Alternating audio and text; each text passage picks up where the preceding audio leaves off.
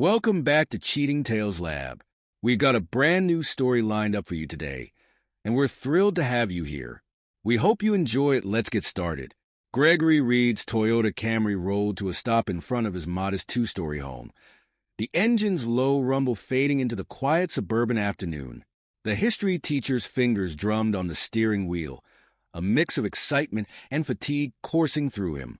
The conference had wrapped up early, a stroke of luck that allowed him to surprise Natasha with his unexpected return.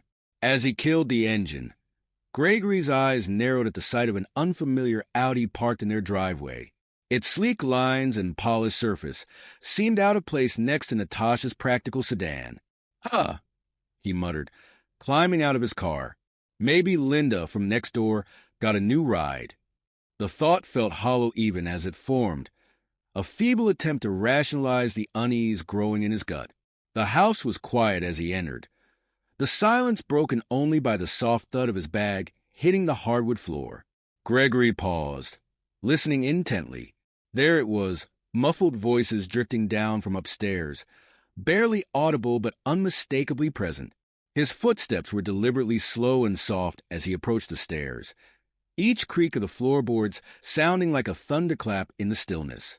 At the bottom of the staircase, Gregory tilted his head, straining to make out the words. Natasha's voice, low and sultry, reached his ears. "I can't wait to see you tonight, baby. It's going to be wild." The words hung in the air, each syllable a dagger to Gregory's heart. This couldn't be happening. Not to him. Not after 14 years of marriage. His mind raced, searching for an innocent explanation, but finding none. With each step up the stairs, the reality of the situation became harder to deny. He found Natasha in their bedroom, phone pressed to her ear, a coy smile playing on her lips, a smile he hadn't seen directed at him in months. "Natasha?" His voice cracked, betraying the turmoil within. She whirled around, eyes wide with shock, the smile vanishing instantly. "Greg, I thought you weren't due back until tomorrow."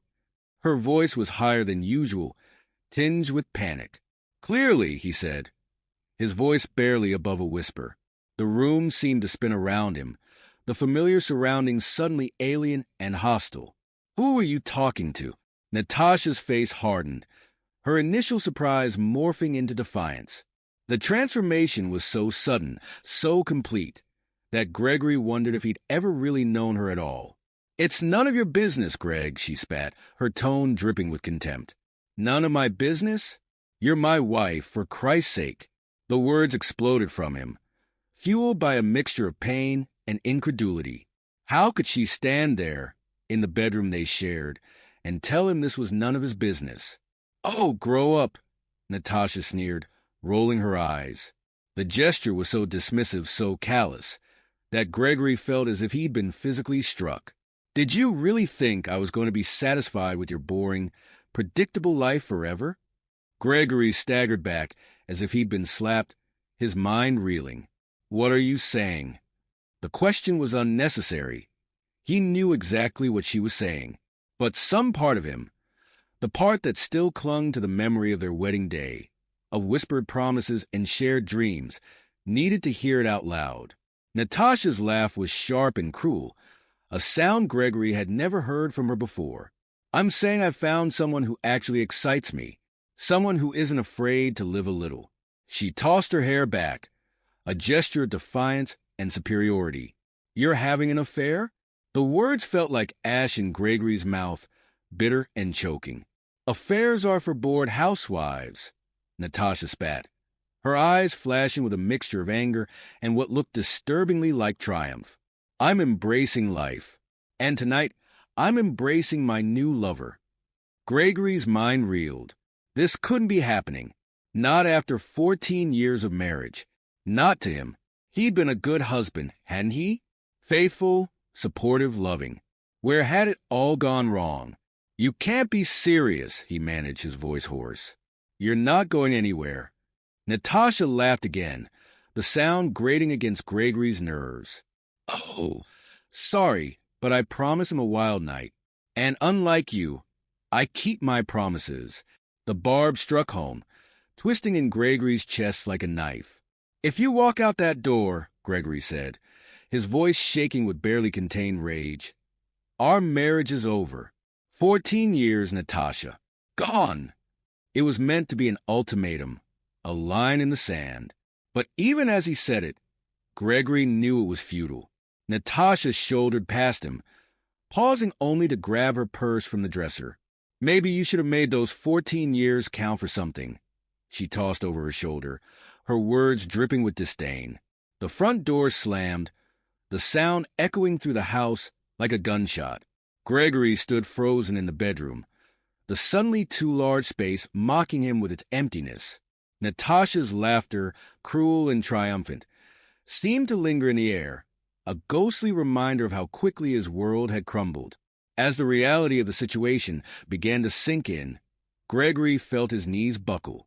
He sank onto the edge of their bed, and buried his face in his hands. How had he not seen this coming? How had he been so blind? The questions swirled in his mind, each one bringing a fresh wave of pain and disbelief. Outside, the sound of an engine roaring to life cut through his thoughts. Natasha's car, or perhaps the mysterious Audi, pulling away, carrying her towards her new life, her new lover, leaving Gregory behind with nothing but the shattered remains of the life he thought they'd built together. Sleep eluded Gregory that night, each tick of the bedside clock a mocking reminder of his solitude. He tossed and turned, his mind a whirlwind of memories and questions. The bed, once a sanctuary of comfort and intimacy, now felt vast and cold. How long had this been going on? How could he have been so blind? The questions circled endlessly, each one bringing a fresh wave of pain and disbelief. As the first rays of dawn crept through the curtains, Gregory dragged himself out of bed. His reflection in the bathroom mirror was a stranger, hollow-eyed and haggard, with stubble shadowing his usually clean-shaven jaw. He splashed cold water on his face, trying to shock himself back to reality. But reality, he was learning, was a cruel and unforgiving thing. Downstairs, the kitchen stood silent, devoid of the usual morning bustle. No coffee brewing, no gentle clink of spoons against cereal bowls, no murmured conversations about the day ahead. Just emptiness and the harsh light of day that seemed to illuminate every crack in the facade of his marriage. Gregory's hands shook as he poured himself a cup of coffee, the bitter liquid a poor substitute for the comfort he craved. He needed answers, and he knew where to start looking. The home office had always been Natasha's domain, a space he'd respected out of trust and a belief in privacy within marriage. Now, that respect felt like a cruel joke, a weakness she had exploited. With a deep breath, Gregory pushed open the office door. The room was neat and organized, just as Natasha always kept it. But now, every orderly stack of papers, every carefully arranged knick-knack, seemed to mock him. He began rifling through drawers, searching for anything that might shed light on her betrayal. In the bottom drawer of the filing cabinet, hidden beneath a stack of old tax returns, he found what he was looking for: credit card statements, carefully concealed from their joint account. His eyes widened as he scanned the charges: expensive restaurants, hotel stays, lavish gifts. All dated back months, possibly longer. "Jesus," he muttered, sinking into the office chair. The affair hadn't just been going on for weeks or months. This was a long-term deception, a carefully orchestrated betrayal that spanned a significant portion of their marriage. The realization hit him like a physical blow, leaving him breathless and nauseous. As he sat there, trying to process the magnitude of Natasha's betrayal, something caught his eye, a faint glow coming from beneath a stack of papers on her desk. Gregory's hand trembled as he reached for it, already knowing what he would find. A burner phone. Of course, he should have known. It was almost comically cliché, like something out of a bad detective novel. But there was nothing funny about the sick feeling in his stomach as he turned it on. The screen lit up, revealing a cascade of text messages. His stomach churned as he scrolled through them, each one more intimate and explicit than the last. Pet names, inside jokes, plans for rendezvous, A whole secret life laid bare in digital form. And there, repeated over and over, was a name, James Humphrey. Gregory's breath caught in his throat. James Humphrey, Natasha's co-worker. The man Gregory had shared drinks with at the company Christmas party just months ago. The man who had shaken his hand, called him buddy, all while secretly carrying on an affair with his wife. The betrayal was suddenly, horrifyingly personal. Memories flooded back. Natasha's increased hours at work, her sudden interest in after-work drinks with colleagues, the way she and James had laughed together at that Christmas party. It all made sickening sense now. How many times had he stood by, smiling and unsuspecting, while they exchanged knowing glances? How many of their conversations had been laced with double meanings, inside jokes at his expense? Gregory's world, already teetering on the edge, came crashing down around him. He felt as if he were falling, spiraling into an abyss of betrayal and deceit. The room spun around him, the familiar surroundings suddenly alien and hostile. He barely made it to the bathroom before he was violently sick, his body purging itself as if it could somehow expel the pain and humiliation along with the contents of his stomach. As he slumped against the cool porcelain, Gregory felt a strange sense of calm settle over him. The initial shock was passing, replaced by a cold, hard anger. He thought of his students, of the lessons he taught them about resilience in the face of adversity, about standing up for what was right. It was time to practice what he preached. With shaking hands, he reached for his phone. He had calls to make, plans to set in motion. Natasha might have betrayed him, but he'd be damned if he let her destroy him. As he dialed the first number, Gregory felt a determination settle over him. The battle for his future was just beginning. Morning found Gregory slumped at the kitchen table, staring blankly at his phone. The house around him was silent, the usual morning bustle replaced by an oppressive stillness that seemed to mock his solitude. He'd called in sick to work, unable to face his students in this state. The thought of standing in front of a classroom, discussing the great events of history while his own life lay in ruins, was more than he could bear. His mind raced with possible courses of action, each one more drastic than the last. Confront Natasha at her office? Track down James and demand an explanation? Simply pack his bags and disappear? The options swirled in his head. A dizzying array of potential futures, none of them resembling the life he'd thought he had just days ago. The buzz of his phone startled him out of his reverie. It was Michael Roy, his friend since college, and now a respected lawyer. Gregory had reached out to him in a moment of desperation the night before, his message a garbled mix of shock and plea for help.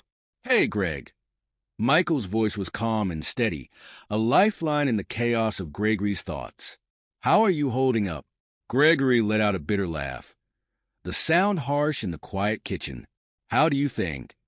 "Listen," Michael said, his tone shifting from friendly to professional. "I know you're hurting, but we need to approach this logically. Have you confronted Natasha again?" "No," Gregory admitted, running a hand through his disheveled hair.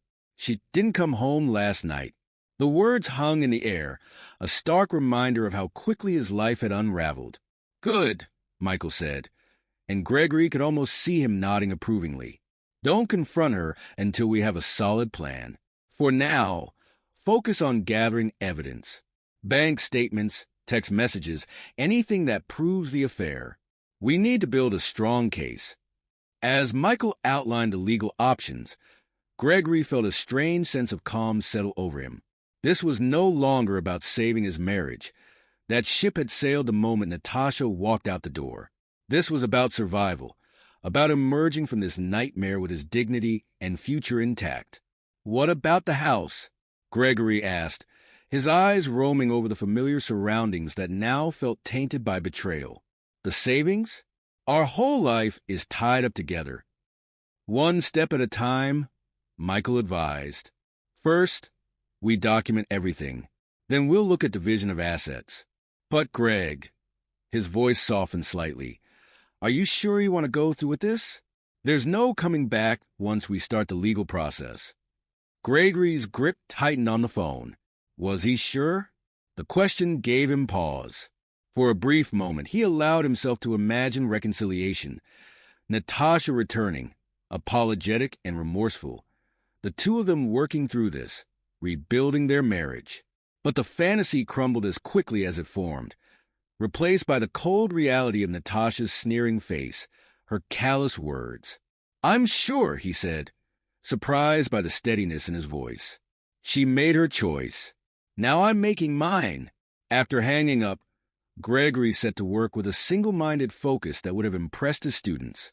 He meticulously copied financial records, saved text messages, and documented every scrap of evidence he could find. It was like conducting research for one of his history lessons, except this time, the subject was the destruction of his own life. Hours passed in a blur of paperwork and digital forensics. The sun was setting, casting long shadows across the kitchen, when Gregory's phone buzzed again. A text from Natasha. "Working late again. Don't wait up." Gregory stared at the message, a mix of anger and resolve coursing through him. The casual tone, the blatant lie. It was all so breathtakingly audacious. Did she think he was still in the dark? Or did she simply not care anymore? He thought of the scout law he'd learned as a boy. Trustworthy, loyal, helpful, friendly, courteous, kind, obedient, cheerful, thrifty, brave, clean, and reverent. Values he'd tried to live by. Values he thought he shared with Natasha. Well, he thought bitterly, it was time to add a new trait to that list. Ruthless. Gregory's fingers hovered over the phone, tempted to fire back a response that would shatter Natasha's illusion of secrecy. But Michael's advice echoed in his mind. Don't confront her yet. Build the case. Be smart. With a deep breath, Gregory set the phone aside. He had work to do. Tomorrow, he would return to his classroom, face his students, and teach them about the great upheavals of history. And all the while, he would be planning his own revolution, the dismantling of the life he'd built with Natasha and the construction of something new from the ashes. As night fell, Gregory stood at the window, looking out at the quiet street. Somewhere out there, Natasha was with James, living her new life, oblivious to the storm that was brewing. Let her have her night, Gregory thought. The reckoning would come soon enough. With a smile, he turned away from the window and headed back to the office. There was still much to do, and the night was young. The Gregory Reed who had left for that conference just days ago was gone, replaced by a man tempered by betrayal and resolved to fight for his future. Gregory Reed stood at the kitchen counter, staring at the calendar on the wall. A week had passed since his world had imploded, each day a careful dance of normalcy and secret preparations. The red circle around today's date seemed to mock him, a stark reminder of the task ahead. He took a sip of coffee, grimacing at the bitter taste. Natasha had always been the one to make the coffee. He pushed the thought away, focusing instead on the day's agenda. The bank would be his first stop. Gregory had spent hours poring over their financial records, calculating exactly half of their joint savings. It wasn't about greed. It was about survival. He'd be damned if he'd let Natasha's betrayal leave him destitute. As he rinsed his mug in the sink, Gregory caught sight of his reflection in the window. The man staring back at him was a stranger hollow-eyed, with a week's worth of stubble shadowing his jaw. He barely recognized himself. Good, he thought. Let Natasha come home to a stranger. Let her see what her betrayal had wrought. The drive to the bank was a blur, Gregory's mind racing with contingencies and worst-case scenarios. What if Natasha had beaten him to it? What if she'd already cleaned out their accounts? But the teller's smile was professional and untroubled as she processed his withdrawal. Gregory felt a twinge of guilt as he tucked the cashier's check into his briefcase. It felt like theft, even though he knew it was his right. His next stop was a real estate agent's office. The woman behind the desk, Sarah, greeted him with a warm smile that faltered slightly as she took in his haggard appearance. "Mr. Reed, are you all right?" Gregory managed a wan smile. "Just a rough week. You said on the phone you had some properties to show me." Sarah nodded, pulling out a folder. "Yes, I've got a few options that might suit your needs. You said you were looking for something modest, right? A fresh start. The words hit Gregory like a punch to the gut. A fresh start. As if 14 years of marriage could be wiped away that easily. That's right, he said, his voice rough. Something uncomplicated. As Sarah began to outline the various properties, Gregory found his mind wandering.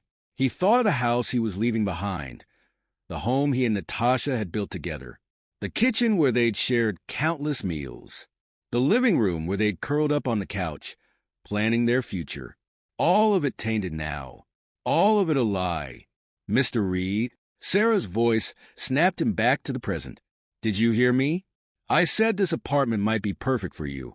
It's paid month to month. So there's no long-term commitment. Gregory nodded, forcing himself to focus. That sounds ideal. Can we go see it? The apartment was small but clean, with a view of a nearby park.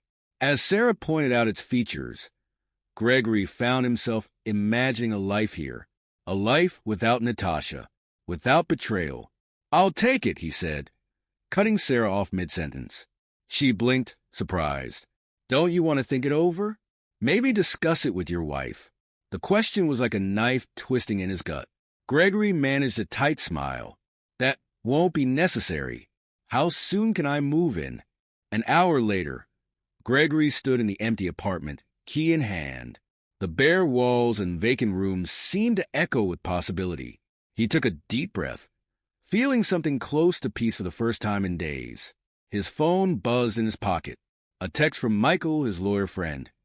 Everything set? Gregory typed a quick response. All done. No turning back now. As he hit send, Gregory felt a weight lift from his shoulders. The pieces were in place. The stage was set. Let the next act begin. The house was quiet when Gregory returned, the silence heavy with anticipation. He moved through the rooms with purpose, gathering the last of his essential belongings. Each object he touched seemed to hold a memory, some bitter, some sweet, all of them painful now. The sun was setting when he heard the crunch of tires on the driveway. Gregory's heart raced, a mix of dread and determination coursing through him. He took a deep breath, steadying himself. This was it, the moment of truth.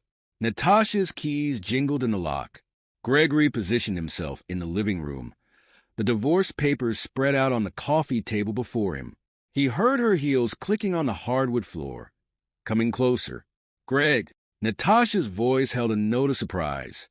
What are you doing sitting in the dark? Gregory reached out and flicked on the lamp beside him. Natasha blinked in the sudden light, her eyes widening as she took in the scene before her. What's all this? She asked, her tone dismissive. But Gregory could see the flicker of unease in her eyes. Divorce papers, Gregory said, his voice steady.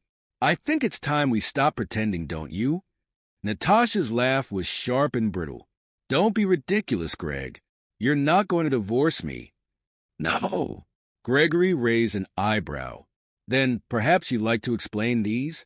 He reached into his briefcase and pulled out a stack of papers. Bank statements, credit card bills, phone records. All the evidence of her affair laid bare. The color drained from Natasha's face. You've been going through my things? Her voice rose, indignant. How dare you? How dare I? Gregory's laugh was harsh. That's rich, coming from you. How long has it been going on, Natasha? How long have you been screwing James behind my back? Natasha's eyes flashed with anger. You don't understand anything, Greg. James and I, we have something special. Something real. Something real? Gregory shook his head in disbelief. Was our marriage not real enough for you? 14 years, Natasha. 14 years of trust and commitment. Or was that all a lie, too? For a moment, Natasha's mask slipped. Gregory saw a flicker of something, regret, shame, cross her face. But it was gone in an instant, replaced by a cold determination. You want to know the truth, Greg? Fine. I've been unhappy for years. You and your safe, boring life. It was suffocating me. James makes me feel alive. Each word was like a dagger to Gregory's heart, but he steeled himself, refusing to let her see how deeply she'd wounded him. Well, I hope it was worth it, he said, his voice cold. Because it's cost you everything. The house, our savings. I'm taking half of it all. It's only fair, don't you think? Panic flashed across Natasha's face. You can't do that. I can and I have, Gregory replied. It's all there in the papers. You might want to have your lawyer look them over. Oh, wait. I guess that would be a conflict of interest for James, wouldn't it? Natasha's composure crumbled. Her eyes darted around the room, as if searching for an escape. This isn't fair, Greg. You can't just throw away 14 years of marriage. I didn't throw it away, Gregory said, his voice quiet but firm. You did, the moment you decided that your vows meant nothing. Natasha's face crumpled, tears welling in her eyes. For a moment, Gregory felt a pang of sympathy, but then he remembered the cruel laugh, the callous words she'd thrown at him a week ago. His heart hardened. Sign the papers, Natasha, he said. It's over. As Natasha sank onto the couch, her shoulders shaking with sobs, Gregory felt a strange sense of calm wash over him. The confrontation he dreaded for days was over. The truth was out. Now, all that was left was to pick up the pieces and move forward. Alone, the news of Gregory and Natasha's impending divorce spread through their social circle like wildfire. It seemed that everyone had an opinion, a side to choose, a judgment to pass. Gregory sat in his new apartment, staring at his phone as it buzzed with yet another message. This one was from Sarah, a mutual friend he and Natasha had known for years. Greg, I just heard. I'm so sorry. If there's anything I can do... He sighed, tossing the phone aside. The messages had been pouring in all week. Some supportive, some accusatory, all of them exhausting. It seemed that Natasha had been busy, spinning her own version of events. According to her, Gregory had been controlling, suffocating her with his mundane lifestyle. She painted herself as the victim, trapped in a loveless marriage, finally finding happiness with James. It was a compelling narrative, one that many of their friends seemed all too willing to believe. Gregory's phone buzzed again. This time, it was Michael. How are you holding up? His lawyer friend asked when Gregory answered. Gregory let out a bitter laugh. Oh, just great.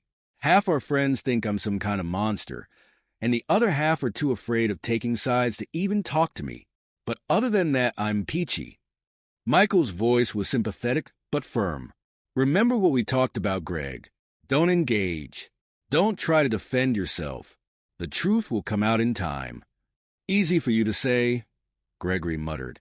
You're not the one being vilified. After hanging up, Gregory paced the small apartment, feeling caged. He needed to get out, to do something, anything to escape the suffocating weight of his thoughts. He grabbed his keys and headed for the door, only to freeze as he opened it. Standing in the hallway, hand raised to knock, was Linda, his next-door neighbor from his old house. Greg, she said, her eyes wide with surprise. I wasn't sure you'd be here. Gregory stepped back, gesturing for her to come in. Linda, what are you doing here? Linda fidgeted, clearly uncomfortable. I wanted to talk to you about everything that's happened. As they sat on Gregory's sparse furniture, Linda's eyes darted around the apartment, taking in the boxes still unpacked, the general air of impermanence. Greg, I don't know what to say. Natasha's been telling everyone such horrible things about you, but I couldn't believe it. Not the Greg I've known for years. Gregory felt a lump form in his throat. Here, finally, was someone who wasn't buying into Natasha's lies. Thank you, Linda, he said, his voice rough with emotion. You have no idea how much that means to me. Linda reached out, patting his hand. I know it's not my place, but is there any chance of reconciliation? Maybe if you two just talked. Gregory shook his head, a sad smile on his face. It's too late for that, Linda. The trust is gone. There's no coming back from what she's done. As Linda left, promising to stay in touch, Gregory felt a glimmer of hope. Maybe, just maybe, not all was lost. There were still people who believed in him, who saw through Natasha's lies. But the relief was short-lived. The next day, as Gregory walked into the teacher's lounge at school, he was met with uncomfortable silence. Conversation stopped abruptly. Eyes darted away from his. He poured himself a cup of coffee, acutely aware of the whispers starting up behind him. As he turned to leave, he caught sight of two of his colleagues, their heads bent close together. "I heard he was cheating on her for years," one whispered. "Poor Natasha. No wonder she left him." The words hit Gregory like a physical blow. He stumbled out of the lounge, barely making it to his classroom before the tears came. As he sat at his desk, struggling to compose himself before his students arrived, Gregory felt the full weight of his new reality crash down upon him. This wasn't just about losing Natasha. It was about losing his entire life as he knew it. But as the first bell rang and students began to file in, Gregory took a deep breath, straightening his shoulders. He may have lost much, but he still had his integrity. He still had the truth. And someday, somehow, that truth would come out. Until then, he would hold his head high and face each day with dignity. It was all he had left. Gregory Reed stood at the back of the crowded gymnasium, watching as the school board members shuffled papers and cleared their throats. The air was thick with tension, and Gregory could feel the anxiety radiating from his colleagues. Principal Dawson stepped up to the microphone. "As you all know, our district is facing severe budget cuts due to the recent economic downturn. We've been asked to reduce our staff by 15% across all departments." A collective gasp rippled through the room. Gregory's stomach churned. As one of the newer teachers in the history department, he knew his position was precarious. "We'll be evaluating each position carefully," Dawson continued, her voice straining to sound reassuring. "Seniority will be a factor, but not the only one. Performance reviews, student feedback, and extracurricular involvement will all be considered." Gregory's mind raced. He'd always received positive reviews, and his students seemed to enjoy his classes. But would it be enough? The mortgage on his new apartment loomed large in his thoughts. As the meeting adjourned, Gregory found himself cornered by Tom Halsey, the department head. "Greg," Tom said, his voice low, "I won't sugarcoat it. You're on the bubble. If you want to keep your job, you need to make yourself indispensable. Take on extra duties, start a new club, anything to stand out." Gregory nodded, a lump forming in his throat. "I understand, Tom. I'll do whatever it takes." As he walked his car, Gregory's phone buzzed. A text from Michael, his lawyer. "Natasha's contesting the settlement. She's hired Jameson. We need to talk." Gregory's heart sank. Stanley Jameson was known as a shark in divorce court, aggressive and ruthless. This was going to get ugly. The next few weeks were a blur of late nights and early mornings. Gregory threw himself into his work, volunteering for every committee and extracurricular activity he could. He started a debate club, organized a field trip to the state capitol, and even coached the JV basketball team when the regular coach fell ill. But even as he fought to keep his job, the specter of the divorce battle loomed large. Jameson was living up to his reputation, contesting every aspect of the settlement and dragging Gregory's name through the mud. One afternoon, as Gregory was grading papers in the teacher's lounge, he overheard two colleagues whispering. "I heard his wife left him because he was emotionally abusive," one said. "Can you believe it? He always seemed so nice." "Well, you never know what goes on behind closed doors," the other replied. "I feel bad for her, having to work with that James guy now that everyone knows about the affair." Gregory's pen froze mid-sentence. He'd known Natasha was telling her version of events, but he hadn't realized how far the rumors had spread. The urge to stand up and defend himself was overwhelming, but Michael's words echoed in his head. "Don't engage. Let the truth come out in its own time." With a heavy heart, Gregory gathered his things and left the lounge, the whispers following him down the hall. That night, as he sat in his sparse apartment, Gregory felt the weight of his challenges crushing down on him. His job was at risk. His reputation was in tatters, and the woman he'd loved for 14 years was doing everything in her power to destroy him. For a moment, he considered giving up. Maybe he should just let Natasha have what she wanted, move to a new town, start over completely. But then his eyes fell on a framed photo on his desk. It was from last year's graduation, showing him surrounded by smiling students. They were looking at him with admiration, trust, and respect. Gregory's jaw clenched. No! He wouldn't give up. He'd fight. For his job, for his reputation, and for the truth. Natasha might have betrayed him, but he wouldn't betray himself or the students who counted on him. With renewed determination, Gregory opened his laptop and began planning his next move. The law offices of Branson and Associates were imposing all gleaming glass and polished marble. Gregory felt distinctly out of place as he followed Michael down the long hallway to the conference room. "Remember," Michael muttered as they approached the door, "let me do the talking. Jameson's looking for any reason to paint you as the bad guy." Gregory nodded, straightening his tie. He'd borrowed the suit from Tom Halsey, not wanting to appear in the same clothes he'd worn to the last mediation session. Every detail mattered now. As they entered the room, Gregory's eyes immediately locked with Natasha's. For a moment, he saw a flicker of something. Regret? Uncertainty? But then her face hardened, and she turned away. Jameson was already talking, his voice oily and condescending. "Now, Mr. Reed, I hope you reconsidered your position on the division of assets. My client has been more than generous, considering the circumstances." Michael's reply was calm but firm.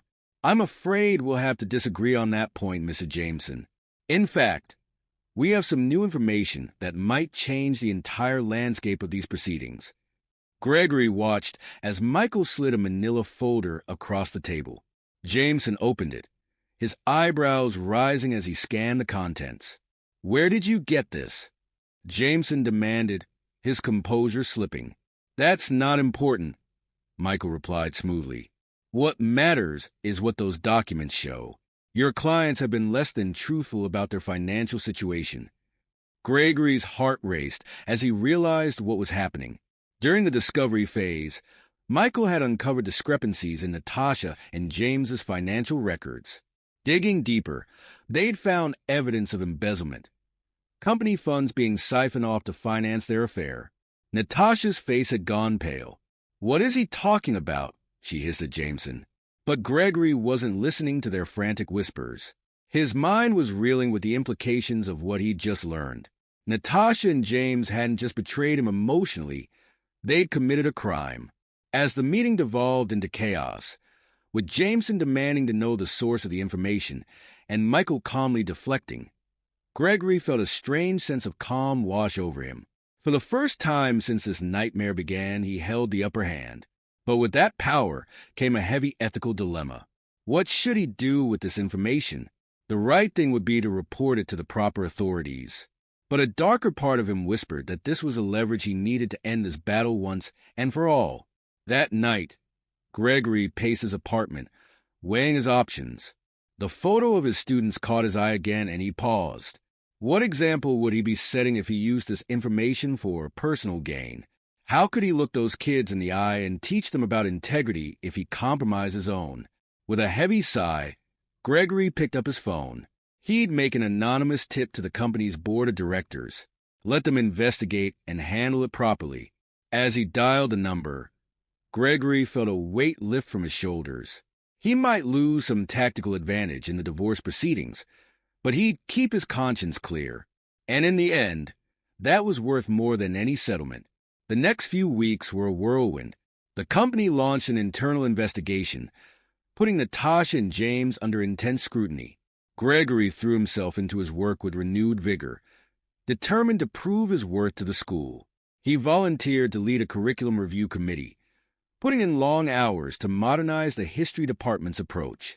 He organized a school-wide mock election to coincide with the real one, engaging students in the democratic process in a way that had the whole school buzzing. One afternoon, as Gregory was leaving a particularly grueling department meeting, Tom Halsey pulled him aside. I don't know how you're doing it, Greg, Tom said, shaking his head in admiration. With everything going on in your personal life, most people would be falling apart. But you're thriving. Gregory managed a small smile. I guess I just realized that my work, my students, they're what really matter. Everything else is just noise. Tom clapped him on the shoulder. Well, keep it up.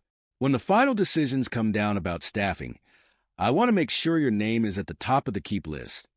As Gregory walked to his car, he felt a glimmer of hope for the first time in months. The road ahead was still uncertain, but he was on the right path. And for now, that was enough. The boardroom of Meridian Financial Services was silent, the tension palpable as the members of the Internal Audit Committee exchanged looks. At the head of the table, CEO Marcus Blackwell's face was a mask of barely contained fury. "Let me get this straight," he growled, glaring at the head auditor. "You're telling me that 2 of our employees have been embezzling funds for over a year, and we're just now finding out about it?"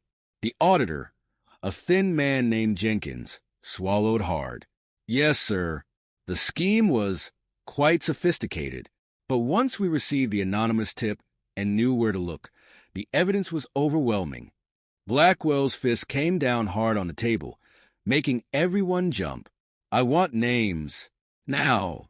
"Natasha Reed and James Humphrey, sir, from the Accounts Receivable Department." Across town, oblivious to the storm about to break over their heads, Natasha and James were having lunch at their favorite cafe. Natasha was in the middle of regaling James with her latest verbal sparring match with Gregory when her phone buzzed. "Probably Jameson again," she said with a roll of her eyes. "That man is relentless. I swear, if Greg would just—" Her voice trailed off as she read the message. All the color drained from her face. "Natasha?" James leaned forward, concern etching his features. "What is it?" She looked up at him, her eyes wide with panic. "We have to go. Now." But it was too late. As they stood to leave, 2 men in dark suits approached their table. "Ms. Reed? Mr. Humphrey? I'm Agent Thompson with the FBI. We need you to come with us." The next few days were a blur of interrogations, accusations, and crushing realizations. The evidence against them was insurmountable. Not only were they fired from Meridian, but they were now facing serious criminal charges. As Natasha sat in her lawyer's office, listening to him outline the potential plea deals and prison sentences, her mind wandered to Gregory. How had it all gone so wrong? The affair, which had seemed so exciting and liberating, now felt like the biggest mistake of her life. Meanwhile, Gregory was in his classroom, wrapping up a particularly engaging lesson on the civil rights movement when Tom Halsey appeared at the door. "Greg, can I see you for a moment?" Gregory's heart skipped a beat. This was it, the moment he'd been dreading and hoping for in equal measure. But as he stepped into the hallway, he was surprised to see Tom smiling. "I've got good news," Tom said. "Not only are we keeping you on, but we want to offer you a permanent position, full benefits, tenure track, the works." Gregory blinked, stunned. Are you serious?" Tom nodded. "Your work these past few months has been exceptional. The students love you, the parents respect you, and quite frankly, we'd be idiots to let you go. So, what do you say?" For a moment, Gregory couldn't speak. All the stress, all the uncertainty of the past months came crashing down, replaced by an overwhelming sense of relief and vindication. Yes. Of course, yes. Thank you, Tom." As Gregory walked back to his classroom, his phone buzzed. It was Michael. "It's over, Greg. Natasha's lawyer called. They're accepting our original settlement offer. With everything that's happened, she's in no position to fight anymore." Gregory leaned against the wall, letting the news wash over him. It was finally, truly over. The next few weeks passed in a whirlwind. Gregory finalized the divorce, signed his new contract with the school, and even managed to find a slightly larger apartment that he could now afford. As he settled into his new life, Gregory found himself reflecting on the tumultuous journey he'd been through, the betrayal, the pain, the uncertainty. It had all shaped him in ways he was only beginning to understand. One afternoon, as he was preparing for his classes, an idea struck him. He quickly jotted down some notes, a spark of excitement growing as the concept took shape. The next day, he approached Tom with a proposal, an elective course on financial literacy and ethics. Tom raised an eyebrow. That's an interesting combination. Gregory nodded eagerly. I know it sounds odd, but think about it. So many of our students graduate without any real understanding of how to manage their money or navigate the ethical challenges of the adult world. This course could change that. Tom considered for a moment, then smiled. You know what? Let's do it.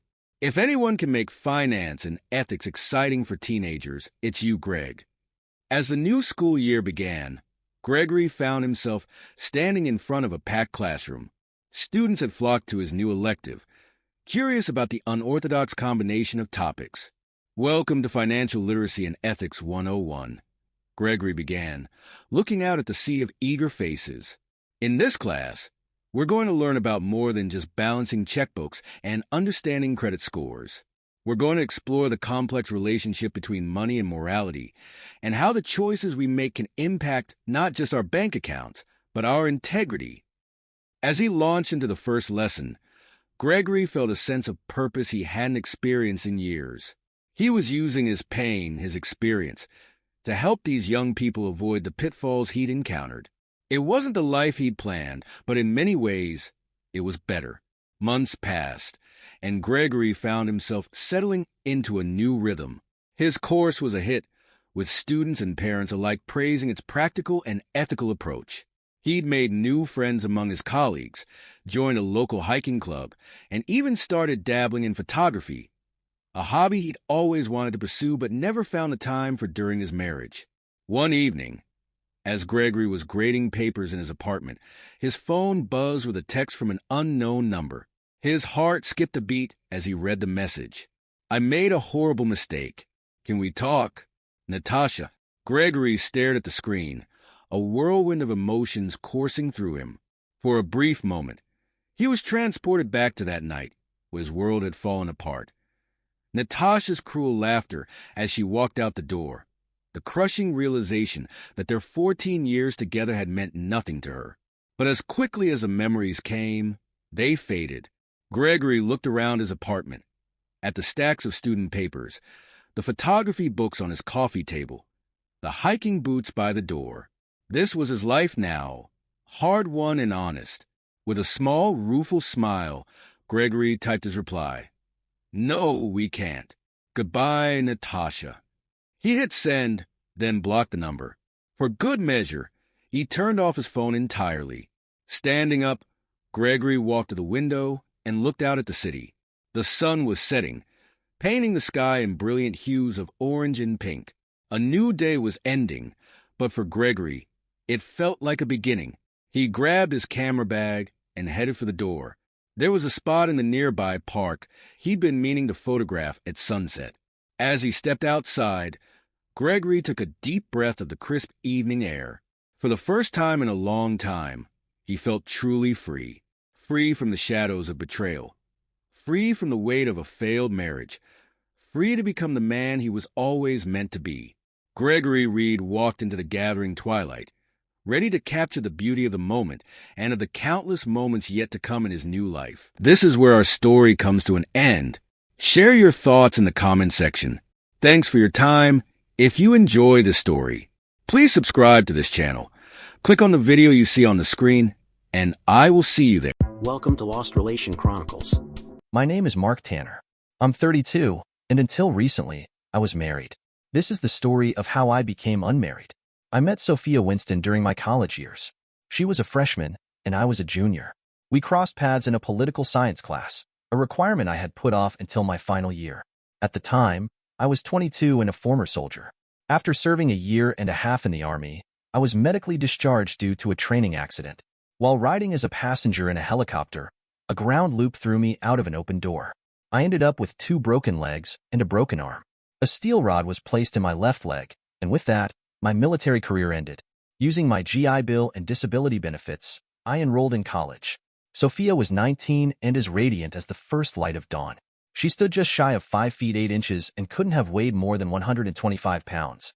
Her green eyes were the brightest I'd ever seen, and her hair was the kind of golden blonde that seemed to catch the sunlight. When she walked into class and took the seat next to mine, she smiled warmly. After class, we walked out together. She introduced herself and asked if I had understood anything from the lecture. I joked that understanding wasn't required, only passing was, and she responded with a laugh, deep and hearty. She then asked if I had time for coffee. I agreed, and over coffee, we got to know each other better. She told me she wasn't dating anyone and that she was serious about her studies, with plans to become a paralegal. I found her intriguing and wanted to spend more time with her. Apparently, the feeling was mutual because when I invited her to dinner and a play the following Friday, she said yes. Our first date went well, and though we didn't become exclusive immediately, we continued dating regularly throughout her freshman year. However, as the end of the school year approached, I started noticing some tension. Occasionally, when I asked her out, she'd mention prior commitments. I wasn't the sharpest tool in the shed, but I understood when someone was pulling away. I took her excuses and the shift in energy as a sign that our relationship was cooling off. I stopped asking her out and moved on with my life. I didn't see Sophia over the summer or at the start of the next school year. It wasn't until the second semester of my senior year that we crossed paths again. When I saw her, she looked heartbroken, as if she'd lost her best friend. I greeted her with a casual hi and asked how she was. Her response took me by surprise. With a sharp tone, Sophia asked, "Why do you even care? You haven't called in almost 9 months. Why not?" I explained as calmly as I could. We weren't exclusive, and after a couple of times when you turned me down, saying you had plans, I figured I wasn't part of those plans. I respected that. I was irritated by her attitude, so I added, "I was ready to become exclusive, but you didn't seem interested. What was I supposed to do? Hang around and settle for leftovers?" I didn't push for more than goodnight kisses because I don't believe in going further without a commitment. Whether you believe me or not, you were the only person I dated after our first time together. She just stood there looking like she could spit nickels and shit dimes when I held up my hand and said, "If you would like to begin dating again, lose the attitude, and remember, my phone and email both work, and you never use them." With that, I went to my class and thought it was over. Sophia called a few days later on a Saturday. I was finishing a paper for one of my classes and let the call go to voicemail. When I was done, I listened to her message. "Mark, I was an idiot, but I was afraid that you wanted to get serious about us last year. I was also mad that you did not at least try to get in my panties. I thought you were either gay or not interested. Can we start over? I have a new cell number, so please call me. I missed you and I'm sorry I was so angry. Goodbye." I called her and explained that I would love to start over, but that I would not make any attempts to get in her pants unless we were exclusive. We dated for about 6 weeks and Sophia asked when I was going to ask to be exclusive. I said sharply, "Never. You are the one that will have to make that decision. I have only dated you since I met you. When you are ready to commit, I will give you my answer." That went over like a noisy fart in church. Sophia started crying and turned and ran away. I did not hear from her for a week. When she called me, she said, "I have thought about us, and while I am scared of this, I want to be with you and only you. If you want, I will commit." I just about dropped the phone and told her I was surprised but pleased. I then said, "Just so you understand, I want you, and I love you. I never said it before, because we were not exclusive. I want you forever, even longer if I can have it." I continued, "Sophia, I don't want you to be scared, and I don't want you angry, but I want you to know that if we make this commitment, it lasts until one of us says no longer. That means no other dates, no plans hidden, no sorry, I'm busy without an explanation. It also means no lies about our feelings. If you can agree to that, we are a couple. If not, please do not come back in my life." She agreed, and we dated until I graduated, and then I asked her to marry me. She said yes, and we started planning. I found a good job with a local office of a large corporation. I was a salesman. I met the rents, and to say that they were underwhelmed is a gross understatement. Sophia's mother was outright hostile, and her father did not even shake my hand when I offered. I was pissed. I said to Sophia, "I do not need this treatment. I never did anything to deserve this. You need to decide in about 15 seconds if you are going with me because I am out of here." Sophia looked like a deer in the headlights and did not follow when I left. I called a couple of days later and asked for my ring back. Sophia said if I gave her 10 minutes of my time, she would return the ring. I agreed. When she came over to my apartment, she looked like a bag lady. Her clothes were all wrinkled. Her hair was a mess, and her eyes were very red. I was not charitable. I said, "The clock is ticking. Say what you planned and give me the ring. I have my own problems to deal with, but I will not let your parents screw up my life." Sophia looked down at the floor and started to mumble. I stopped her. "The clock is still ticking. Your family hurt me, and now you can't speak plainly to me. Just give me the ring and leave me alone, please." Sophia then looked up and said, "You said you would give me 10 minutes. I am sorry I was mumbling, but I am hurt and also mad at my parents. I will write you an explanation because it will take more than 10 minutes to tell all. Here is your ring, and I want you to know that I would marry you with or without my parents' blessing." With that, she handed me the ring and left. About 2 days later, I got a letter in the mail from, of all people, Sophia's father. I opened it and was surprised that it was lengthy. It said, "Mr. Tanner, I want to apologize for my actions when you came to meet us. I can offer no valid excuse. I do want you to know why and what happened after you left." The why. Sophia's mother has always felt that she married beneath herself. She is a social climbing wannabe. I am surprised that she hasn't divorced me. Unfortunately, I love the bitch. Sophia's mother has had plans for Sophia to meet and marry one of the rich a-holes that hang around at the coffee shop that my wife works at. Sophia wanted nothing to do with that and said so many times my wife wanted Sophia to go to an Ivy League college. She even went so far as to forge applications to several of them. Sophia was accepted at all of the schools that got her applications. When Sophia found out, she was furious, and she said she would not go to any college that she had not personally applied to. She packed her bags and left the house. She had never come back until she brought you. The crap hit the fan when Sophia called and said she was bringing her fiancé to meet us. She had not even sent a Christmas card in almost 2 years. My wife was angry and said that if I said a nice word or gave a friendly gesture, she was leaving. Unfortunately, you saw the result. This letter is an apology for my lack of backbone. After you left, Sophia started crying and told her mother and me that we had seen the last of her for the rest of our lives. She then tried to catch you before you drove away. She was too late. She came into the house, went to her room, and came out about an hour later with all of the clothes that she had kept here.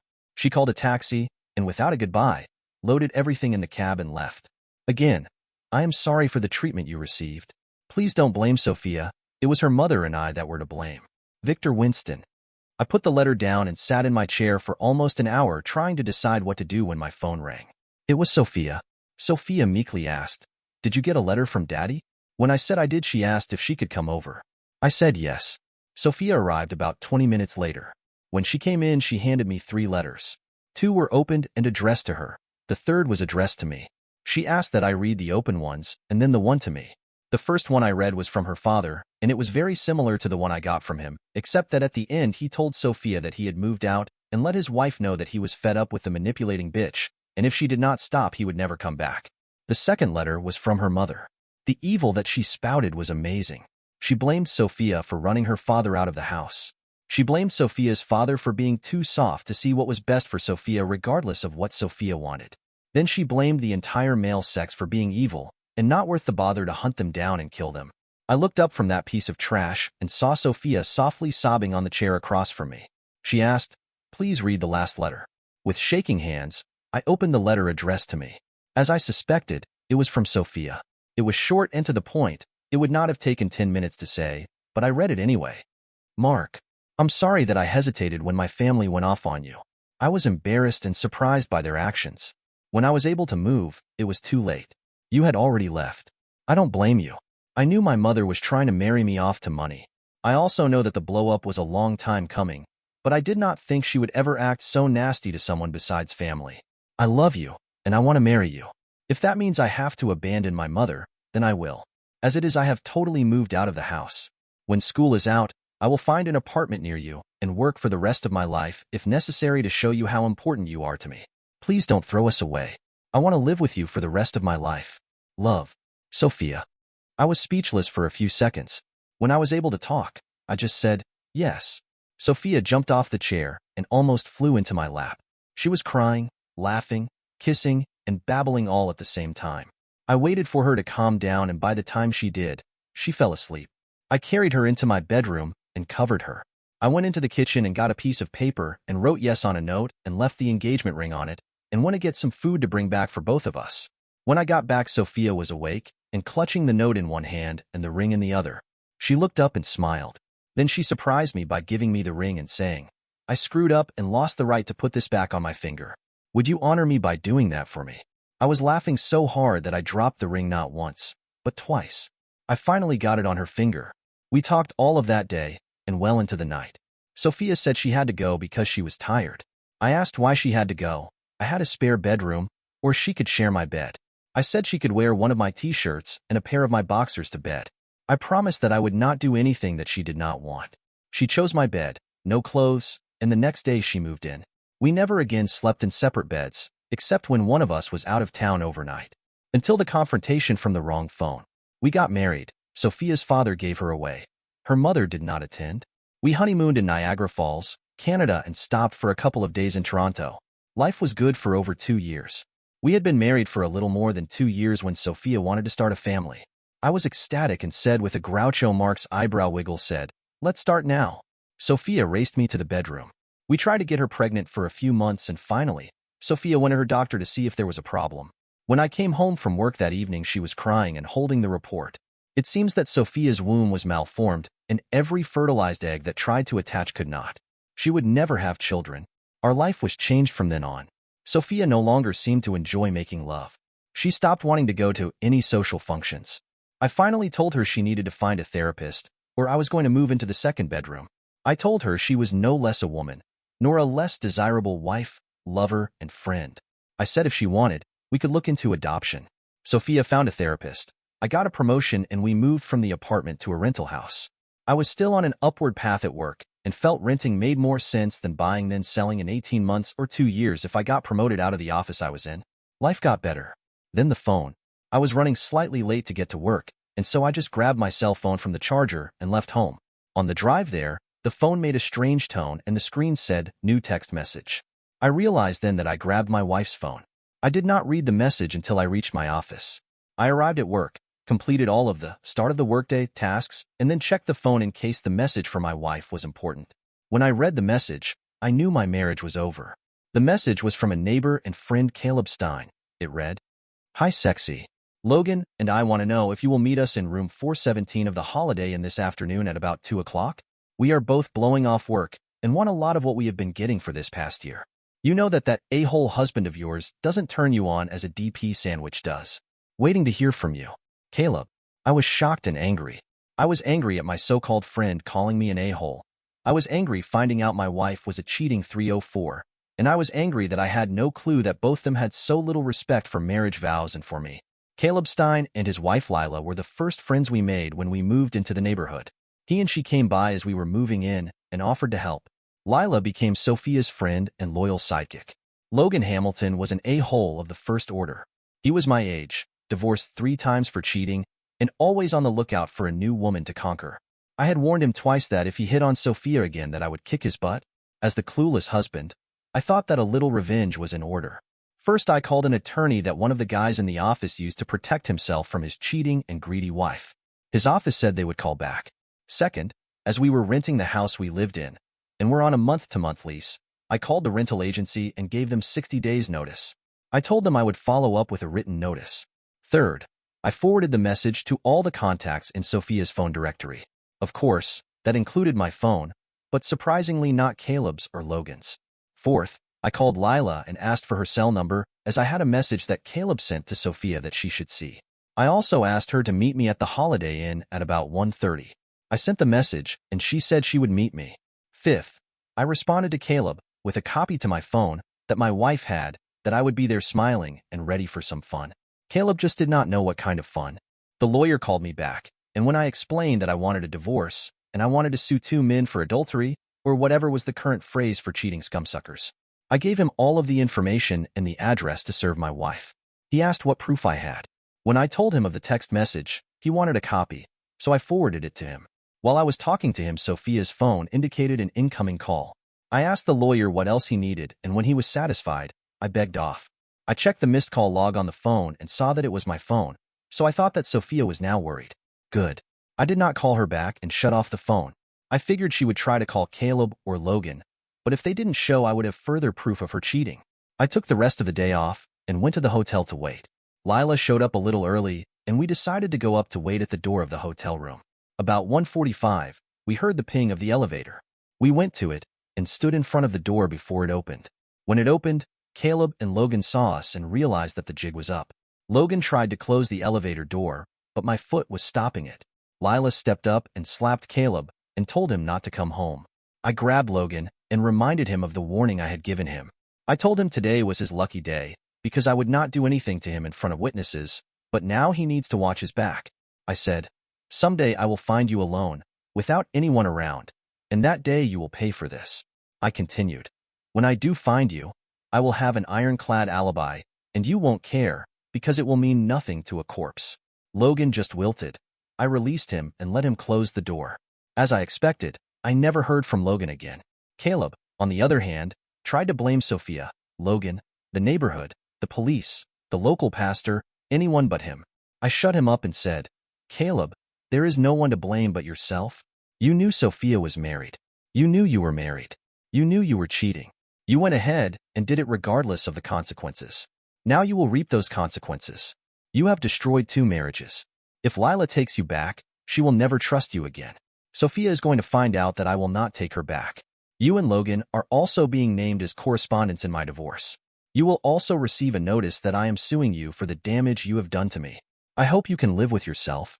I left Caleb standing there with his head in his hands and headed for home for probably the last time. I drove around for an hour before I decided that it was time to face up to the problem. When I got home, the place was deathly quiet. Nothing seemed out of place, just quiet. I looked in all of the rooms and in our bedroom. I found Sophia had emptied all of the drawers that held her clothes and emptied the closets of them too. I had a stray thought. How did she move all this stuff without taking the car I bought her last month? I was actually relieved that I did not have to deal with the confrontation on this day. I sat down and tried to think of what else I needed to do. I realized that I still had Sophia's phone. I thought that Sophia probably still had mine. I sent a text message to my phone to ask her to call me. I pushed send and heard noise coming from the kitchen. I knew then that Sophia did not even take a phone. I felt that it was all over now. I sat there and thought of what was next and who I needed to tell about this. The first person I thought of was Victor. I had come to love that guy almost as much as my own father. Then, of course, I needed to call my family. Then I needed to let work know. It went on and on. There was just so much that I was exhausted just contemplating what I had to do. I must have fallen asleep in the chair because that evening I was jolted awake by the phone on the wall in the kitchen. Hoping it was Sophia, I ran to catch it before it went a message. It was Lila, not Sophia. She was asking if I would come over and keep her company for a couple of hours. I realized that she was going through much the same things I was, so I said I would be over. I realized I was hungry and asked Lila if I could bring some pizza or Chinese for us to eat. Lila said, "Yes, I'm hungry, but I would prefer Chinese." I hung up and called the local Chinese restaurant and got a couple of orders for taking out. I knocked on Lila's door about 40 minutes after her phone call. She looked like a wreck. Her eyes were red. What little makeup she normally wore was a mess. She had on a granny dress that went out of style before I was born. I got smart. I set the food down and grabbed Lila in a big and long hug. She said, "Thanks. I know you have the same problems I do, but it's nice to have someone who cares for me show it." We ate, and then went and sat on the sofa in her living room. We talked for probably 3 hours and Lila clung to me the whole time. She finally let go, said thanks and said she was better now that she knew she hadn't lost a friend. She sort of snorted and said, "Look at me, I lost my husband, my supposed best friend, and I take comfort in a friend who didn't desert me. Thank you, Mark, for being that friend." I left and walked home. I had a troubled sleep, and when I went into work the next day, my boss told me I looked like death warmed over, and when I told him what happened, he said take some time off.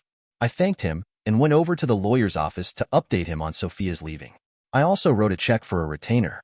The lawyer told me to protect my assets, lock up the bank accounts, cancel all joint credit cards, cancel the ATM card, etc.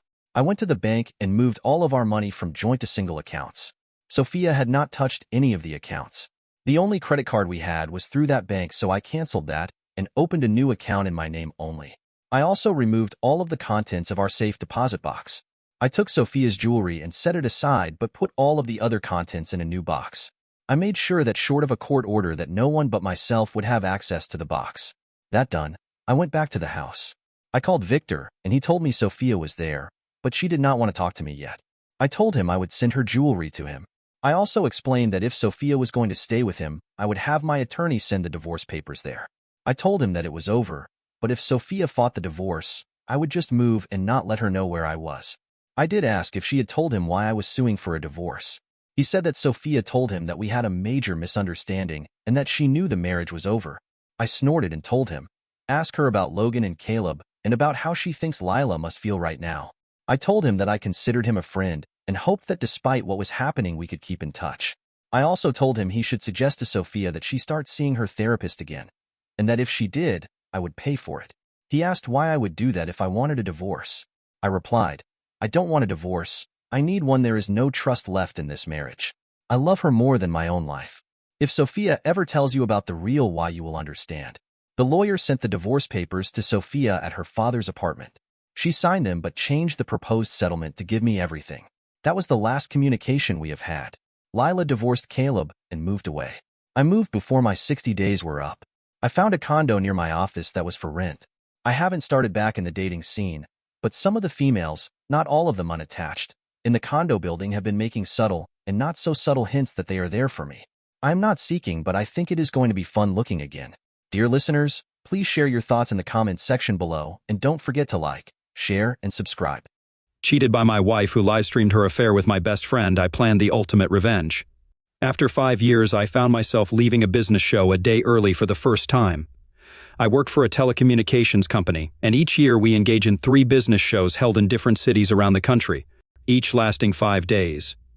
We set up our booth on Sunday and Monday, and the show begins Tuesday morning, concluding at noon on Thursday.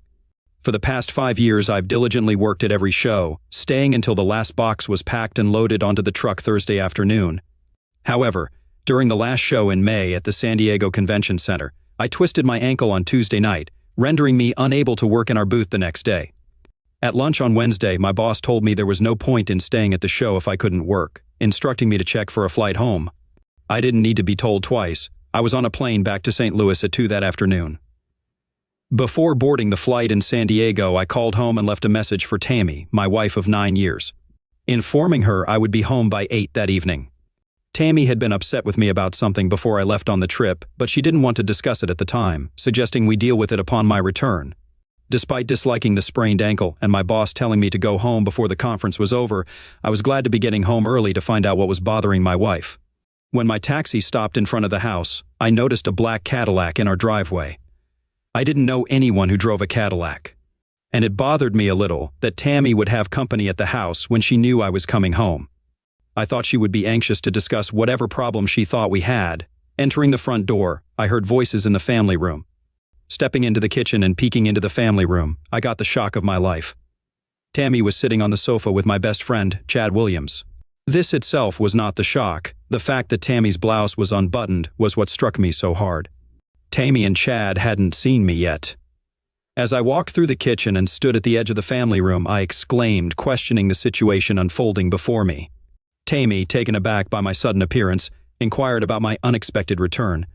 Her expression, and the fact that she didn't bother concealing the unbuttoned blouse, hinted at an odd anticipation of this moment. I further inquired about the situation, seeking an explanation. Tammy, wearing a smile, assured me that it wasn't what I thought. As I grappled with the surrealness of the moment, the pain in my ankle served as a harsh reminder, dispelling any doubts about the reality of the situation. During my brief time in the room, Chad remained motionless, staring at me with an amused expression. I had reached my limit. Despite Chad's size and the pain in my ankle, I was determined to eject him from my house. Taking a step toward the sofa, I suddenly found myself in the grip of another man. His approach was silent, and he swiftly grabbed my right arm, twisting it up behind my back, while his left arm formed a chokehold around my neck. I could still breathe, but the threat to cut off my airway loomed. Tammy made a declaration, asserting that I now comprehended the situation. She revealed that they had been anticipating my arrival to initiate their peculiar celebration. Chad had divulged details about my actions at business shows, prompting Tammy to question if I thought she would never uncover my indiscretions, or if I believed she wouldn't be affected. She expressed her hurt and intentions for revenge, outlining a plan to derive pleasure from Chad and Tyrone while I observed. My attempts to explain were thwarted as the man restraining me covered my mouth and nose. The smell overwhelmed me, and soon I felt consciousness slipping away. I awoke tied spread eagle to the bed in the guest bedroom, my injured ankle throbbing as if pressed against a hot iron. Speaker wire secured my wrists and ankles tightly, cutting off circulation. Momentarily forgetting Tammy's earlier words, I was reminded when I heard voices on the television at the end of the bed. Looking at the screen, I saw Tammy sitting undressed with Chad. Tammy, addressing the camera, expressed her hope that I was awake. She intended to showcase a significant tool she planned to enjoy. Chad was granted the initial opportunity due to his revelation of my infidelity and assistance in orchestrating the situation. Tammy then summoned Tyrone to display his own impressive tool. Tyrone, the man who had seized me, joined in and wished me to appreciate the upcoming spectacle. He mentioned the recording of the event, allowing me the option to watch it repeatedly at my leisure. At that moment, I cared little about Tammy's actions. Our marriage was over. My priority was freeing myself from the bindings, concerned about the lack of blood circulation to my hands and feet. Uncertain of when Tammy and her friends would finish, I wasn't willing to wait. I began pulling with my left leg, enduring the pain, pausing for seconds, and then repeating the process. After several attempts, I gave one hard yank and the wire snapped. Observing a bleeding left ankle, the injuries appeared manageable. Following that, I attended to my right leg, a more challenging task due to the sprained right ankle. Breaking the wires on my right leg resulted in substantial skin tearing, leading to significant bleeding. With liberated legs, I eased the strain on my arms, but the wire knots resisted loosening.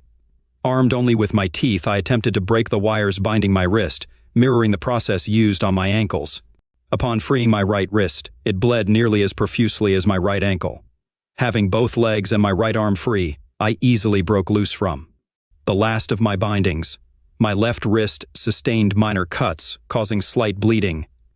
Once free, I observed ongoing bleeding from injuries to both ankles and wrists. A search for makeshift bandages in the room yielded nothing, and the bedsheet was a disarray of blood, surprising me with its quantity. Attempting to stand, dizziness forced me to sit down again. Now my head pounded, my face ached, and I felt nauseous. With closed eyes, I tried to settle my stomach when I heard my name. Initially, I thought Tammy had entered the room, but upon opening my eyes, I recognized that she was addressing me through the television. She asked if I was watching what was unfolding on the screen. Turning my gaze to the television, I observed Tammy involved in closeness acts with Chad, with them positioned in an all-fours style. Briefly considering whether Tammy believed I would derive pleasure from watching her, I knew that comprehending my current anger would drive her away. Exiting the bed, I swung my right arm toward the television, causing blood to splatter across the screen. Turning away, I saw my reflection in the mirror, revealing a prominent bruising bump on my forehead, consisting of 4 small lumps resembling knuckle marks. In disbelief, I processed the fact that my wife orchestrated a scenario where I was befuddled, maltreated, and tied to a bed, only for her to engage in closeness acts with my former best friend and an unfamiliar acquaintance. Thoughts of grabbing a baseball bat crossed my mind, but I hesitated, considering my weakened state, lingering dizziness from the medication, and uncertainty about Chad and his friend overpowering me. Restrained by my impulsive reaction, I also considered the potential consequences, including causing damage or loss of life, which deterred me from taking drastic measures. Examining the room's chaos once more, an idea began to form. I smeared blood on the bedposts and pillows, then created 2 smeared parallel lines of blood on the carpet going from the side of the bed to the door. I proceeded across the hall to the guest bathroom and located gauze and adhesive tape under the sink. Before leaving the bathroom, I ensured there was no blood left in the sink, on the cabinet door, or on the floor. Fortunately, our house had the master bedroom downstairs, alleviating concerns about Tammy or her companions overhearing me. Returning to the bedroom, I utilized my training to administer first aid to myself. I wrapped both ankles in my left wrist, leaving only the injuries to my right wrist exposed. Then, picking up the cordless phone by the bed, I made sure to get blood on it and dialed emergency. Upon the emergency operator's response, I urgently pleaded for help, expressing my fear that they were going to eliminate me. Overwhelmed by the situation, I exclaimed, "Oh God," keeping the connection intact. I let the phone fall to the floor. Along with the gauze and tape I had grabbed, I made my way down the back stairway that led to the garage and left the house. Passing by the car in the driveway, I smeared some blood on the driver's door handle and left my bloody handprint on the trunk lid. Afterward, I walked over to the empty lot across the street, found a hiding place behind some bushes, and sat down to await the unfolding events. While waiting, I bandaged my right wrist. The wait was brief, and within 5 minutes, the first police car arrived. 2 officers disembarked and approached the house, while a second car pulled in and its officers headed to the back. While the officer at the front door waited, One of them rang the doorbell, waited, rang it again, and after another 30 seconds, pounded on the door. The front porch light illuminated, and Tammy opened the door. From my vantage point, it seemed like she might have been startled when she saw the police at the door, though I was too far away to discern her expression. The officers informed her about the emergency call from the address a few minutes ago and inquired about the nature of that call. Tammy denied any knowledge of the emergency call and insisted she was alone in the house. The officers pressed further, not accepting her response. Tammy maintained that she was home alone, explaining that her husband was out of town at a business show. However, Tammy's situation took a turn for the worse when the two officers returning from the back revealed Chad and Tyrone in custody. The officer holding Chad declared, "Look who we found sneaking out the back door." Witnessing Chad and Tyrone, Tammy seemed to lose her composure, sliding down against the door casing until she sat on the floor. An officer assisted Tammy to her feet and escorted her back inside. Meanwhile, the other officers ushered Chad and Tyrone into the house. Unfortunately, I couldn't witness the events inside, but imagine the scene when the police opened the door to the guest bedroom, revealing the mess. The shocked look on Tammy's face upon discovering my absence would be priceless. Yearning to sneak across and get into the car's trunk, I refrained from risking visibility. 10 minutes of silence passed, followed by a crescendo of noise and confusion. 2 more police cars arrived with sirens and lights. Subsequently, Chad and Tyrone were led out in handcuffs, vehemently arguing they did nothing to the woman's husband. The pair was placed in the back seat of separate cars and driven away. Meanwhile, police officers closely inspected the car in the driveway. The blood on the driver's door handle was swiftly noticed, followed by the discovery of blood on the trunk lid. An officer retrieved the car keys from Tyrone's car and opened the trunk. I truly wished I could have been in the trunk when he opened it, but as it turned out, it didn't matter. The officer inspecting the trunk called another officer over, and then a third. "We have weapons and medications here," the officer called out to A, plainclothes officer who had just arrived on the scene. 3 MAC 10 seconds and about a kilo of what appears to be cocaine. Over the next 20 minutes, I observed as the police photographed the trunk contents of Tyrone's car and had the car towed away.